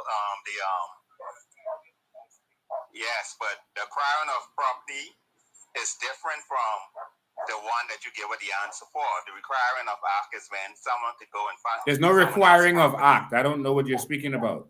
The acquiring of title. Quieting Titles Act, and then there's the Movable Properties Act. They're two separate things. Right, that's what I'm saying. But she was asking how the removal, if that and the requiring was the same. No, I didn't hear her ask that. I think she was asking how. She was asking because she was saying she didn't catch the whole thing. No, like she was wondering if they were the same. No, you. I think you're misunderstanding. She caught the whole thing because I was the same. She was on the show from the beginning. She actually gave the information in the beginning. She was here for the whole thing. I think you misunderstood what she was asking. You said after Ingram came to office and he did the acquiring of thing, it gave the Americans or foreigners rights to purchase land in the country.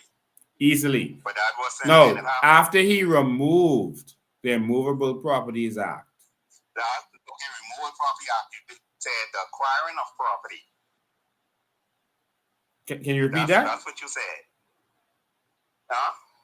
No, we don't have to go back and forth with that. I think she understood. She got the answer she wanted. But basically, the acquiring of titles, that's something that I feel like should have been moved a long time ago. Yes. Because of the fact too many Bahamian families. Yes, you are correct. And both governments use it to their advantage. I agree. And Bahamian people suffer. Yes, they do. There's a lot of families thinking they still own land. When they come to find out, it's already been granted to someone else. That's a major problem. And the politicians use it to steal land, and that's why we say we're getting rid of it. Okay. Right. All right, my brother. Thanks for your call. Get that type of property than crown land. Yes. Anyway, thank you and good evening, caller. You're live. Good evening. Yes. Good evening. Go ahead. You're live. I'm calling in reference. Yes, I can hear you. I'm calling in reference to the comments regarding the Quieting Act. Yes, Quieting Titles Act. Right, which was in 1959, right? Yes. That's when it came into being.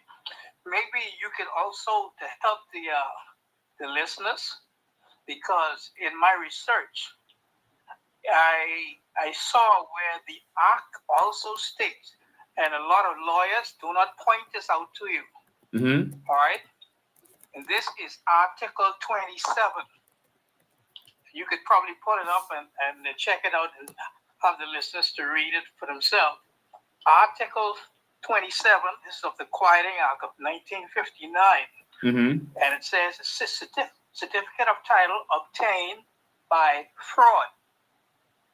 All right? It says if in the course of any proceeding under this act, any person acting either as principal or agent fraudulently, knowingly, or with intent to deceive, makes or assists or joins in or is privy to the making of any material, false statement or representation, or suppresses, withholds, or conceals, or assists, or joins in, or is privy to the suppression, withholding, or concealing from the court of any material document, fact, or matter of information, any certificate of title obtained by means of such fraud or falsehood shall be null and void,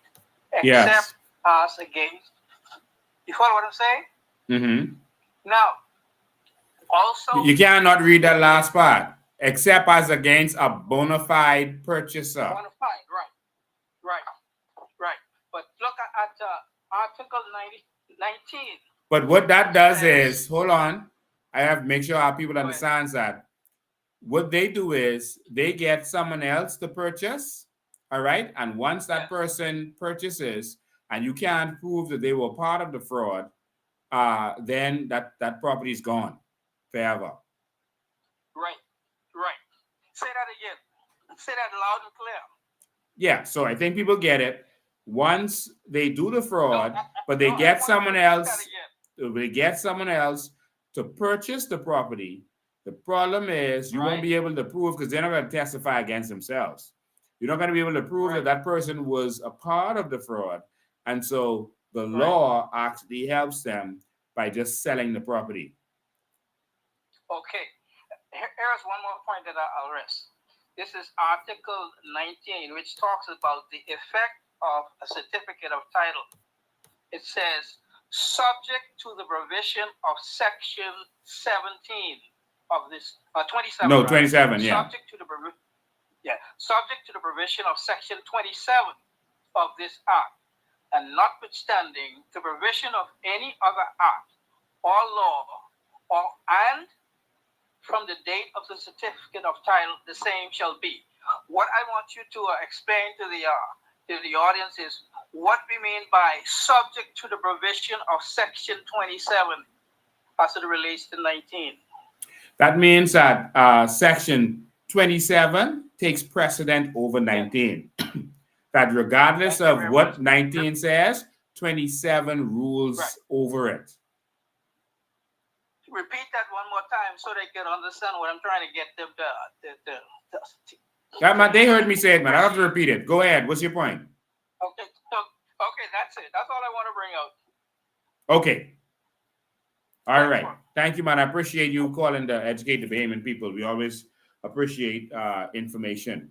And so, yeah, he is correct. The Quieting Titles Act. But to be honest with you, we are going to remove the Quieting Titles Act. We're going to have a proper land registry. Now, the people who actually run this country right now don't want a land registry because that put responsibilities on the government to be able to make sure that this land foolishness doesn't continue. This land theft doesn't continue.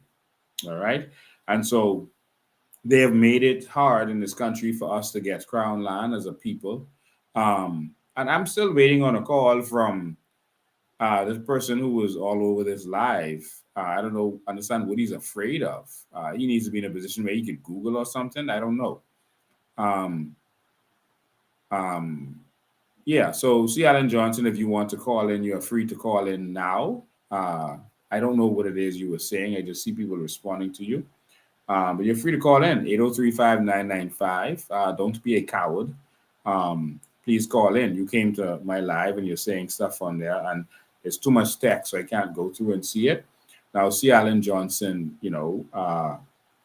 goes from party to party based on where he feels he could get some benefit. I know at one point he had asked Brian McCartney of the DNA to give him $1 million, saying that he could attract a lot of people to the DNA. And Brian laughed that into the ground. And of course, he left the DNA because Brian wouldn't give him $1 million. C. Allen told me that the PLP screwed him on some kind of deal. And so now he's going to support the FNM.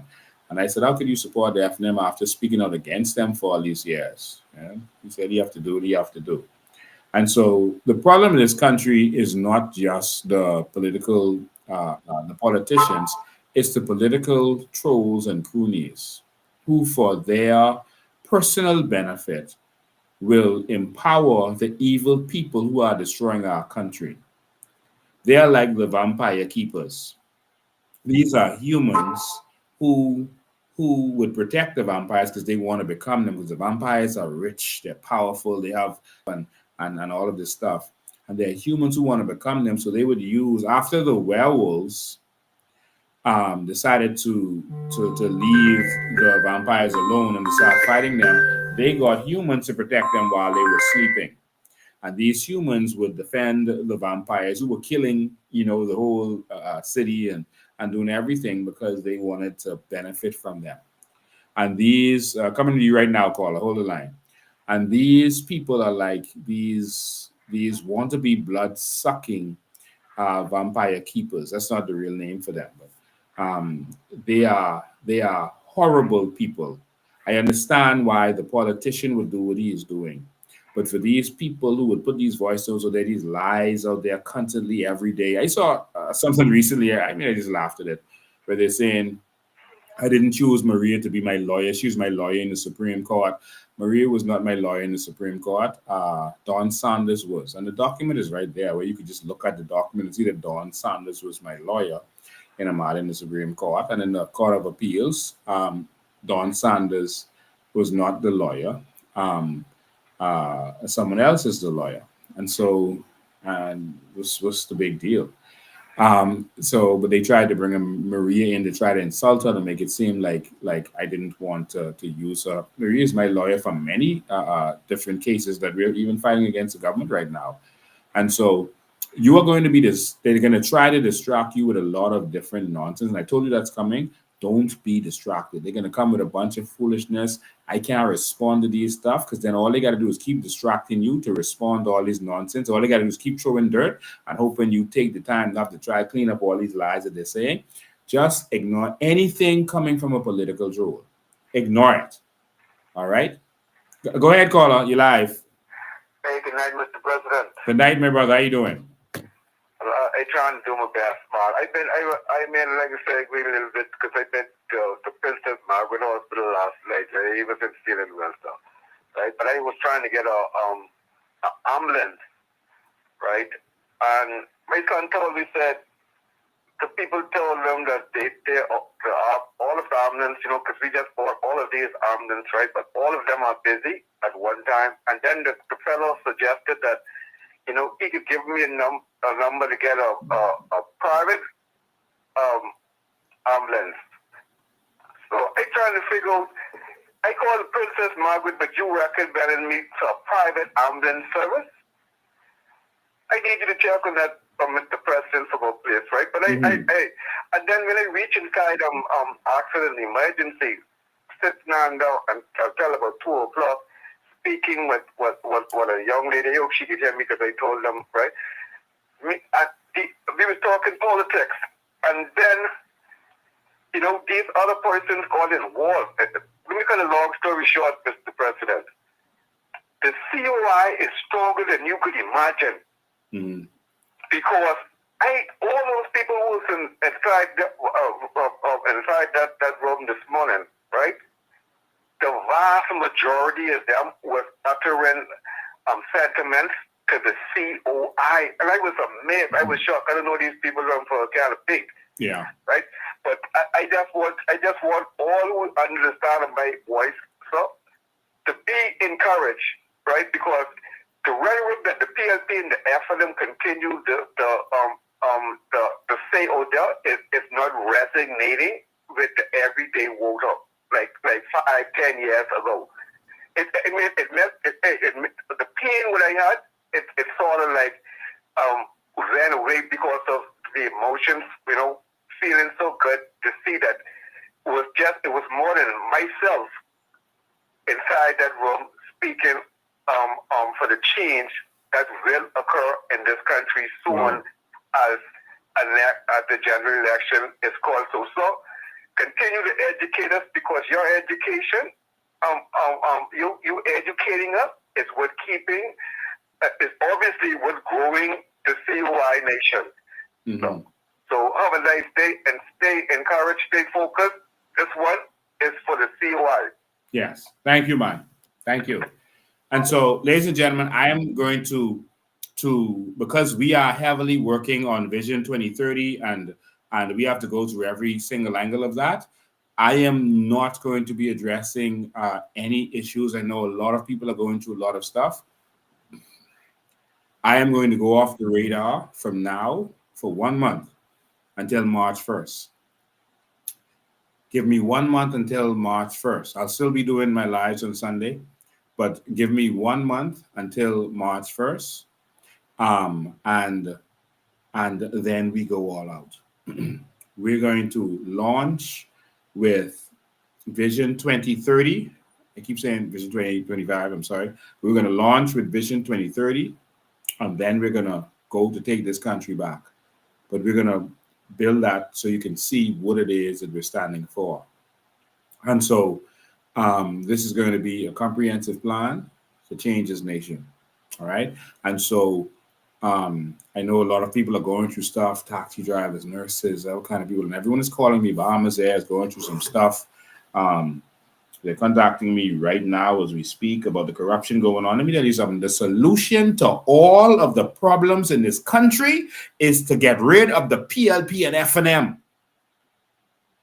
Because if we didn't let this PLP get in there, we wouldn't have been going through what we're going through right now. We would have been living in Vision 2025 right now. Every problem that you have in this country is the PLP and FNM. And so what we are doing now is building an army that we want you to be a part of to destroy the PLP and FNM and build up the Bahamian people. Max was my thoughts on tariffs. Okay, I'll take questions from there too. Now remember, the texts are going so fast sometimes that I can't see all of them. But if you see I didn't mention your text, you can just put it on there again. Or if you see a good question on there and I didn't see it, you can call in and say, this person asked this, please answer this for them, because I can't see all of the text. They're moving fast. All right. Now, I see, did C. Allen Johnson actually ask me for a debate? Hold the line, caller. Let me make something clear to you. Me going in a debate with C. Allen Johnson would be like me challenging Usain Bolt or Safa Powell to a race. I'm not in that arena. Why would I be asking them? C. Allen Johnson is not in this arena.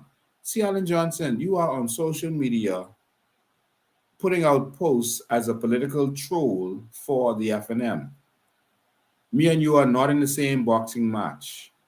You're not in the ring. Send Michael Pintard with the questions you have and tell him come debate with me. You decided to go up underneath someone who you were, the party that you were speaking of all this time. I don't have time to waste. Send Michael Pintard. He is in the arena. He is invested like I am. All right? Send him. and tell him, come debate me. Tell him, come and tell the Bahamian people that anything that I've said is false. Anything. Tell him, come. But you are like a dog barking at an eagle. We are up here. Send Pintad, who's a pigeon, to try to get up here where we are. All right? Don't do that. We don't have time to waste. All right? You are an admitted political prostitute. I don't sell myself to no one. So, no. Send Pintad and tell him, come debate Lincoln Bean and disprove anything that Lincoln Bean has said.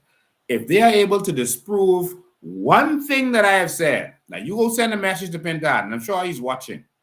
If Pintad can disprove one thing I have said about our natural resources, carbon credits, or anything publicly,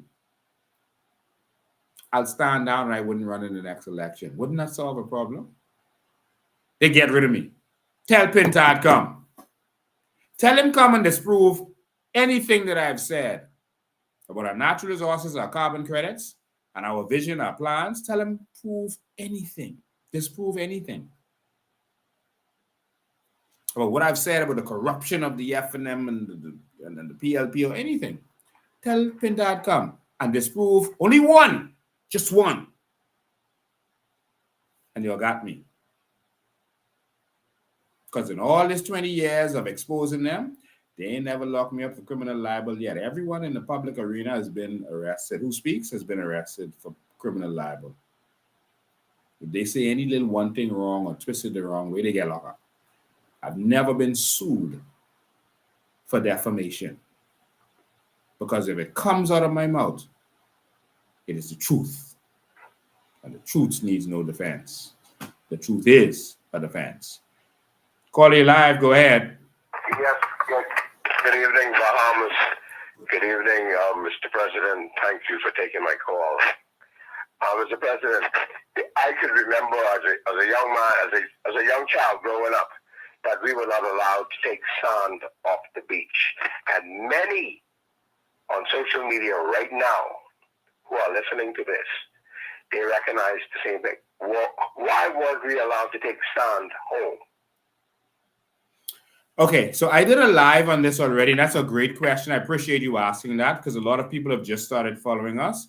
I did a live on it where I showed how they actually, someone tried to, they actually did. They did a trademark of they patented, our aragonite so that they could actually try to own it, all right? And they patented our aragonite.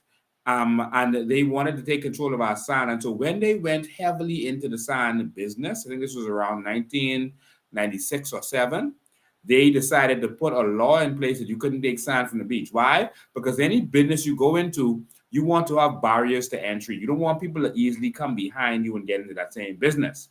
And so you want them to have to spend a lot of money to get into business, which will discourage them.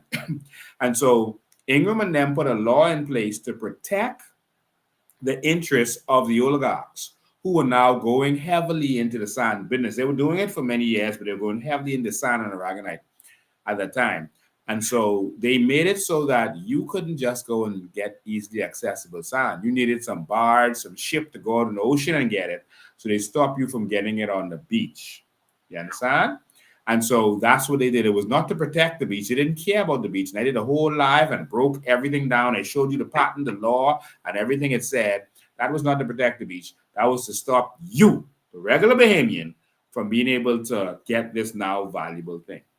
Wow, so you mean to tell me that the whole time, all those years, they kept all of this secret from us. They didn't teach us this in primary, junior, or senior high school what is our natural resources in the country.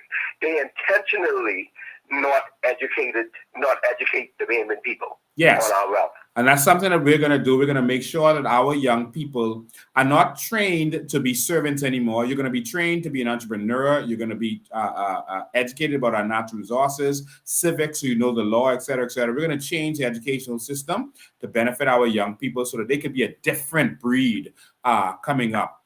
And so, yeah, we're going to train you. But now I want people to understand natural resources. Now, you have some people who would be out there saying that, how many natural resources do we have? That's a weird question because everything that is natural is a natural resource. And so every type of dirt is a separate natural resource. Every type of leaf is a natural resource. The bark on that same tree is a different natural resource.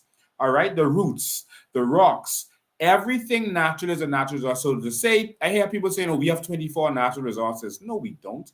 You can't even count the amount of natural resources that we have. Because what happens is scientists will come in and study a natural resource and see what it can be used for. Oil is a natural resource, but they decided to use it for so many different things. A natural resource is just a building block that they need to use to make something else. And so oil is used to make so many different products, plastic, and I mean, the amount of products made from oil would blow your mind, but it's used as a building block for those products. And so to say we have 24 natural resources or 22 or 30 or 100, that is absolute nonsense. So anyone coming with that, that's a fallacy. All right. We don't know how many natural resources we have. No one knows, because everything that you can see, touch, feel, smell, is natural, not man-made, is a natural resource. Yes. Okay, Mr. Bain, just one last thing, and then I'll hang up. I just want to thank the mass majority of Bahamian people out there sharing the good news for change. Yes. Persons like, you see, the prophet is out there, Scotty Daxon, Clothesline, Citizens Watch. I go on and on, but I wouldn't do that. But I just want to thank the men and women of the Bahamas who have woken up. Because the thing is, we are all in this together. I came from a big PLP family, and we are not on the PLP run any longer. Mm-hmm. And I'm sure that some of you came from the FNM. The thing is, this is our country. This is our Bahamas. This is our home. We only have one. And today I recognize and see that the PLP and the FNM are paying persons to campaign. The COI doesn't have to pay anyone to campaign. Mm-hmm. Because we, the Bahamian people, love and trust your leadership. And the women of the Bahamas, who are generally the biggest voting bloc in the country, which are women, they love you, they trust you. And we, the Bahamian men, we need to stand up more and do more. We thank you so much for allowing us to be able to question you. Because is there any other member of parliament doing a live anywhere that person could call in and question them? Why not? No, that has never happened. It won't happen. Hang up and listen. All right. No one in government is going to educate the Bahamian people about what belongs to them, because their intention is to take from you what you have. All right. Someone says, what makes you different from the PLP and FNM? How do we know you're not going to do the same thing? Why would we be educating you if we're gonna to tell you what you have if we plan on taking it? If you drop your wallet while you're walking and someone tells you, hey, that wallet on the ground, that's yours, you dropped it. That person doesn't plan on taking anything from you. If someone wanted to steal it, he would let you walk right away and then pick it up and move on. We are showing the Bahamian people what belongs to them. All right.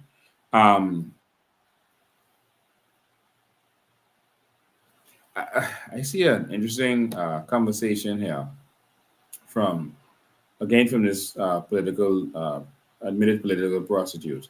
Because Lincoln Bain and Charlotte Green know the truth behind Bahamian evolution and the Coalition of Independence, and they don't want the truth to be known. The evidence is there as they recorded it, as I did on some other platform. So I know the fear they have.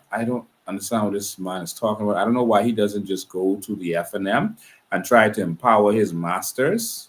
But we won't let that happen. Um, I heard that he had said one time that he made the Bahamian evolution, etc. No, he hasn't. He had no contribution to Bahamian evolution, zero to the formation of Bahamian evolution. Now, when we were doing our documentaries, we interviewed a lot of people. We interviewed scores of people, and he was one of those persons we interviewed. If you go on our documentaries, you will hear his voice in one of them. We also interviewed Prescott Smith, who also had some valuable input. We interviewed KCX. We interviewed Wesley Campbell, who was one of the persons talking about this for a long time.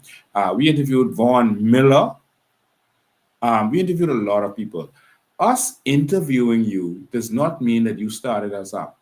Does not mean that you gave us some information. No, it's an interview.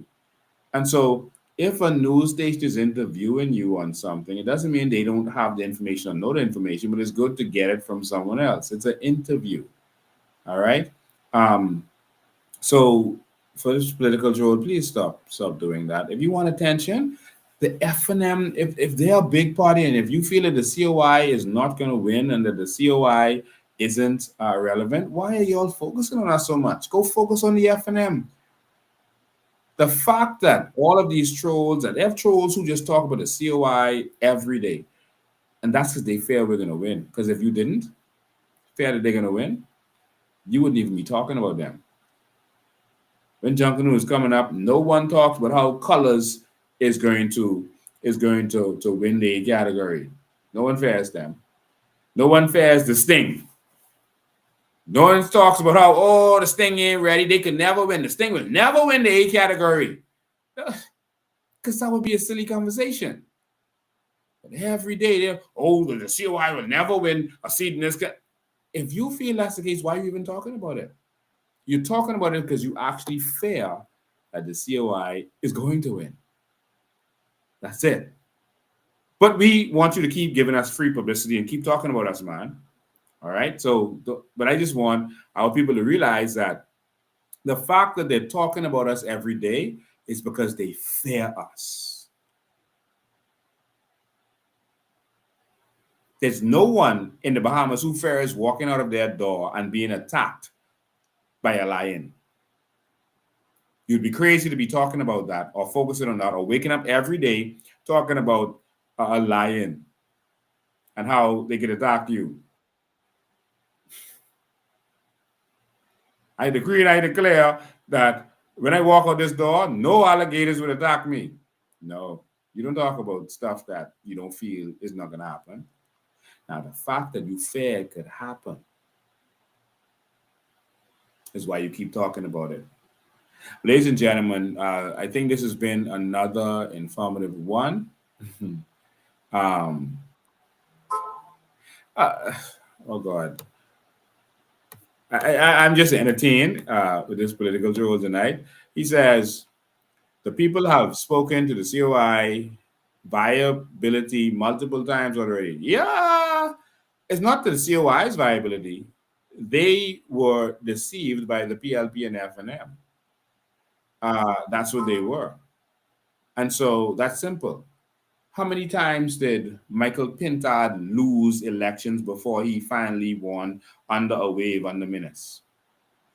He was running from 1997. He finally won in 2017.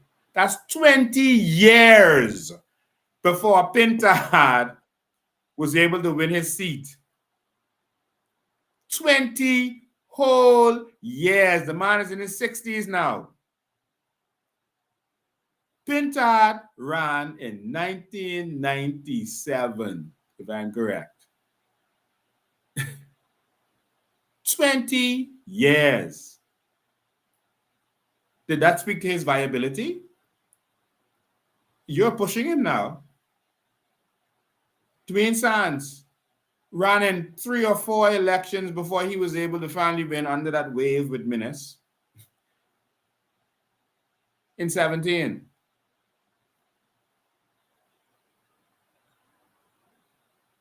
Why are you all so afraid? Why are you even here? I am not on anything the FNM is doing. I'm not on their lives. Well, they don't do lives. Not really. I'm not on their posts. I'm not there. I mean, no one is there, but I'm not on their Facebook page paying attention to them. You are here because you fear us. Because you want Pindar to think that you are valuable, but you have zero value.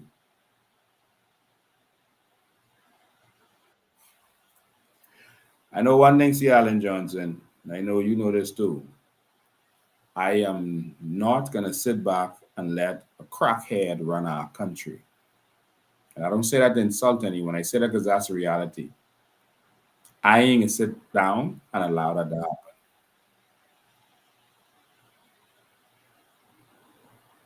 You could take that how you want. All of us have our faults. None of us are perfect. But if your habits affect our country, no thank you. It's simple as that. Now you go back to what I now call the crack house, the FNM. It's a crack house. You go back to the crack house with your tail between your legs. And you go promote the crackhead. We'll move on. Ladies and gentlemen, as I said before, the problem with this country is not just the politician. The problem with this country is those political trolls looking for a handout.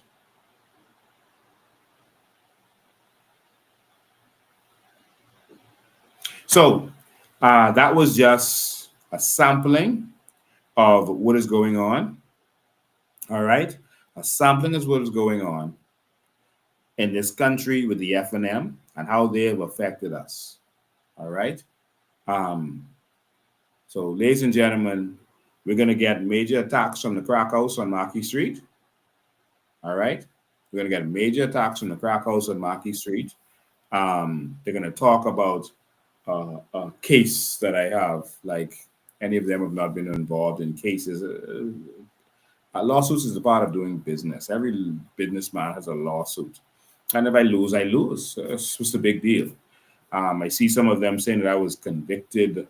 How you get convicted in a civil case? These are ignorant people. But all of us have our shortcomings, but I know one thing. I'm going with who loves our country and who's willing to put a vision forward to take our country to the next level. All right? I am not following by any chance a crackhead. And so, as much as y'all send your people for me, we can have that conversation and we'll continue to have that conversation. All right? So, I have no interest. I had intended to go and run for the FNM at one point. I didn't know what was going on in there. I had never been to a political headquarters before. I had never been involved in politics on that level. And I decided that the country needed some people who were serious to run this country. I decided to put myself forward. Ministers seemed to be saying some good stuff. And I said, you know what, I'm going to give this a try.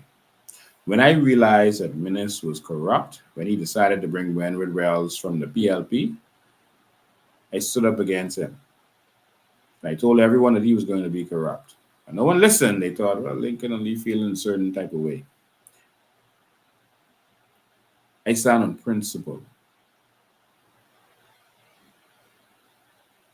I was in their inner circle. They liked my ideas, etc. I gave them many ideas, including trying to remove the cost of paying for education at COB, helping owners with jumpstart programs, etc. Entrepreneurs. So some of the things they did was stuff they got from me. That's fine. I always want them to do that. But when FNMs wanted to remove Minas so they could have full control of oligarchs, I saw Minas say that he was going to bring Renwood Wells and Rollins over to the party. And I said, Minas, let them overthrow you. You'll still be leader of the party. Let them overthrow you in the house. He said, no, we can't let it happen. It'll look too bad. I said, boss, stand up on your principle. We just had a protest saying that Renwood Wells is corrupt. If you let him come here, then you are corrupt. He said, all I got to do what I have to do, Lincoln. Just leave it alone. And he did it. I brought Renwood Wells on my show, and I tore him apart for the corruption with that LOI deal. And I knew it would jeopardize my standing with them, my nomination. And after they did that, I campaigned against Minas when they had the last convention. I campaigned against him, knowing that it would jeopardize my standing with them and my nomination. I campaigned against him wholeheartedly because I experienced the corruption. I told him I'm going to stand up on principle, and I'm never afraid to stand up on principle for what I believe in. All right?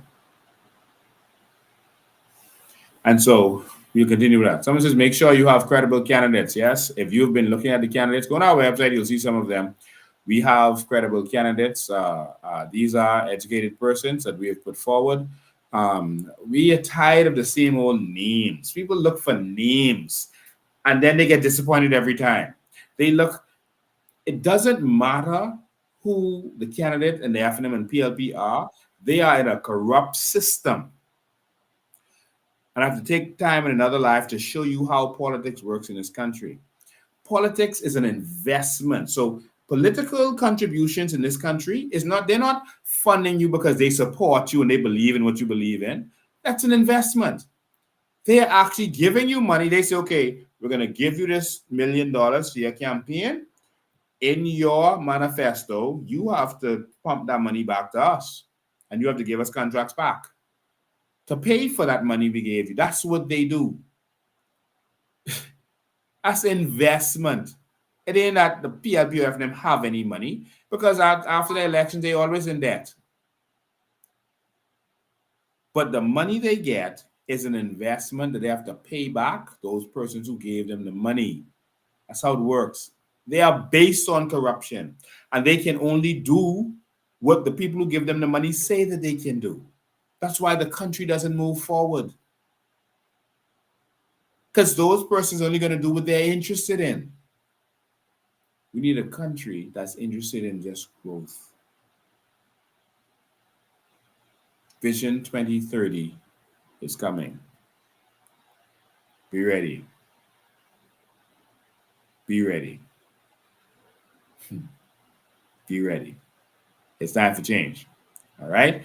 And so someone said, being afraid of change. Everyone is afraid of change. That's human nature. But pain makes people change. And I think we've gone through enough pain to be able to decide to move forward. All right. So what about candidates for Lucha? We're working, we're trying to vet some persons. And if you know persons who want to come forward, you can encourage them to come forward. But for some of the constituencies, we're still working on candidates. Some of them, we want persons to come forward. We're going to vet them and make sure that we have the right people to put forward, all right? But we've already put forward 21 candidates. That's enough to take the government.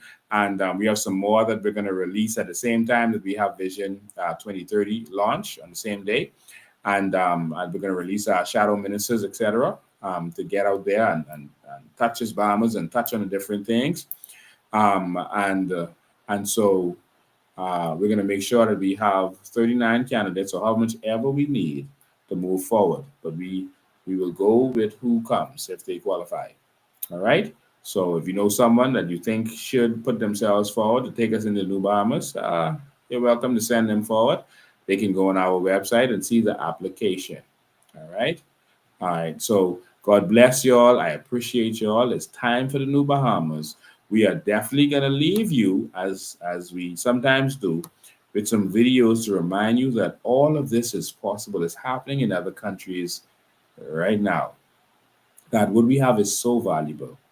but we are going into the salt industry. We're going into the cruise ship industry. We're going into the shipping industry. We are going to own these things because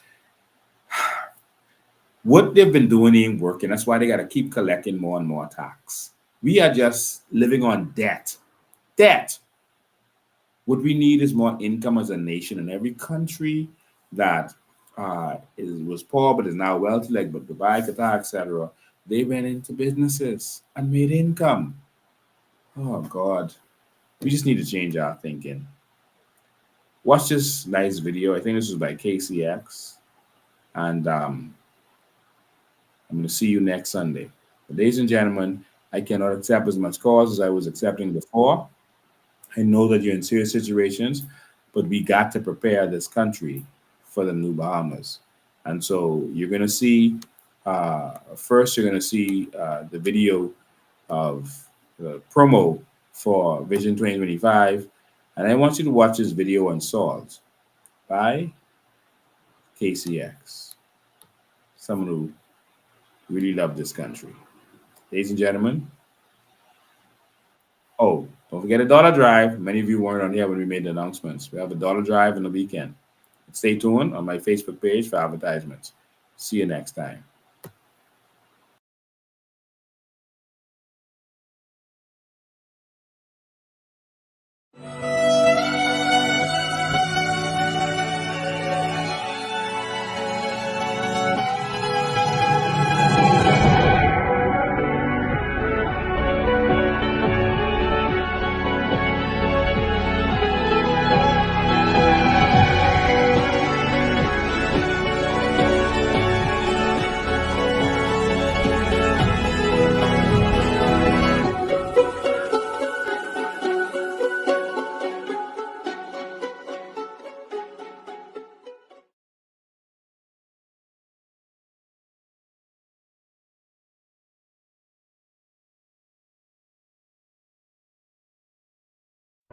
Salt. From the early 30s, the Bahamas was in the salt mining industry. The Bahamas is one of the largest exporter of salt to the United States of America. During the wintertime in Canada to de-ice. It has more than just the medicinal purposes. It's now called solo salt. Yes, the salt out of the Bahamas is the purest in the world. It is now being used to produce clean energy in nuclear plants, submarines, and yes, even on the space shuttle. There are energy plants all around the world using the salt to produce clean energy. Why are we not doing it here in the Bahamas? The video that you're looking at now, it's a substance that is found in the Bahamas that can revolutionize the oil industry. It's a oxalitic sand that is found nowhere in the world. This salt or sand can be dipped out of the water and put into your engine, and you will never have to change the oil again. It's clean energy. Look at how it sticks to your hand, and it is so solidic. When you shake it, it turns to oil. This will revolutionize the oil industry. This is the reason why foreign entities are here in the Bahamas. Or are we still caught up in the Stafford Sands era, which is tourism? There are thousands of flights going over the Bahamas every day, going to other destinations. Why are they flying over us? Could it be that we are too expensive and we do not own the tourist industry anymore? Thousands of flights going to a country that has advisories of dengue fever, crime, prostitution, lack of clean drinking water. I say to you, this is the time for us to move away from the tourist industry. There is a war coming for the minerals that are found right here in the Bahamas. And if we don't do something about it, the WTO will take it all away under something called a no discrimination law. There, what you're looking at is flights flying over the Bahamas by the hundreds, thousands of flights going to the DR, Poverty is at the highest in the DR. They work for less than $5 a week. You go to Jamaica dollar is less than 1 US penny. Cancun, their salary there is $1 per hour. How are we going to compete with a tourist destination where they have cheap labor and obedient servants? I say to you again, my Bahamian brothers and sisters, we are the adults of this day. Remember this, there is nothing new under the sun. We are the children of Israel, the promised land we live in. But it's time for us to possess the land and the wealth and make it common among all men. For we all were created equal in the sight of God. We shall do this together. Going forward, the children behind us will look and say, we are proud of this generation of the 21st century that got us right. We will do this. There is time. The flag that has united us, our Constitution that binds us together, will keep us. And with God's help, we will stand victorious in His name. My name is Kendall Kohlberg from Solution Radio, The Enough Movement. For more information, look us up on Facebook. Also find us on YouTube and join in the fight for the future.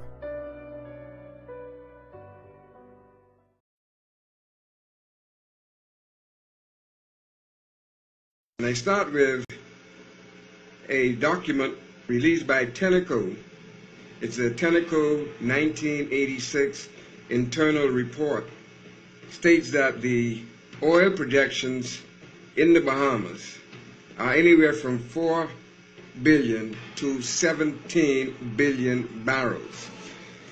In 1986, Lyndon Pindon gave Tenneco authorization to drill 7 exploratory wells. The names of those wells are Manta Base, Sand Shark, Bluefin, Lionfish, Blue Marlin, Grouper, and Hammerhead. Now, findings. Manta Bay estimate 1.447 billion barrels. So the first question most people ask is, why are you in the Bahamas? And there's some sort of presumption that it's about palm trees and beaches and cocktails, but actually we're in the Bahamas because it's a very, very, very prolific oil-producing region. There were, as I'll get into in a few minutes, there are historical wells. It's in a very prolific oil-producing region. There's been a 3D seismic campaign. And Lionfish, estimate 0.94 billion barrels. Grouper, estimate 6.492 billion barrels. Hammerhead, estimate 1.007 billion barrels. Total amount of barrels estimated 17.063 billion barrels. Bahamas 3D seismic test and what was discovered. 1. 3 traps identified as fulls of where oil has accumulated. 2. These traps rival those of the Middle East in size. 3. The Bahamas oil potential is as big as those of the Middle East. What has happened with the natural resources of the Bahamas, especially oil? The oil resources of the Bahamas, Bahamians, are worth tens of trillions of dollars. We're at the point where we have to drill a well, and we have to get going on the drilling of that well by April 2017.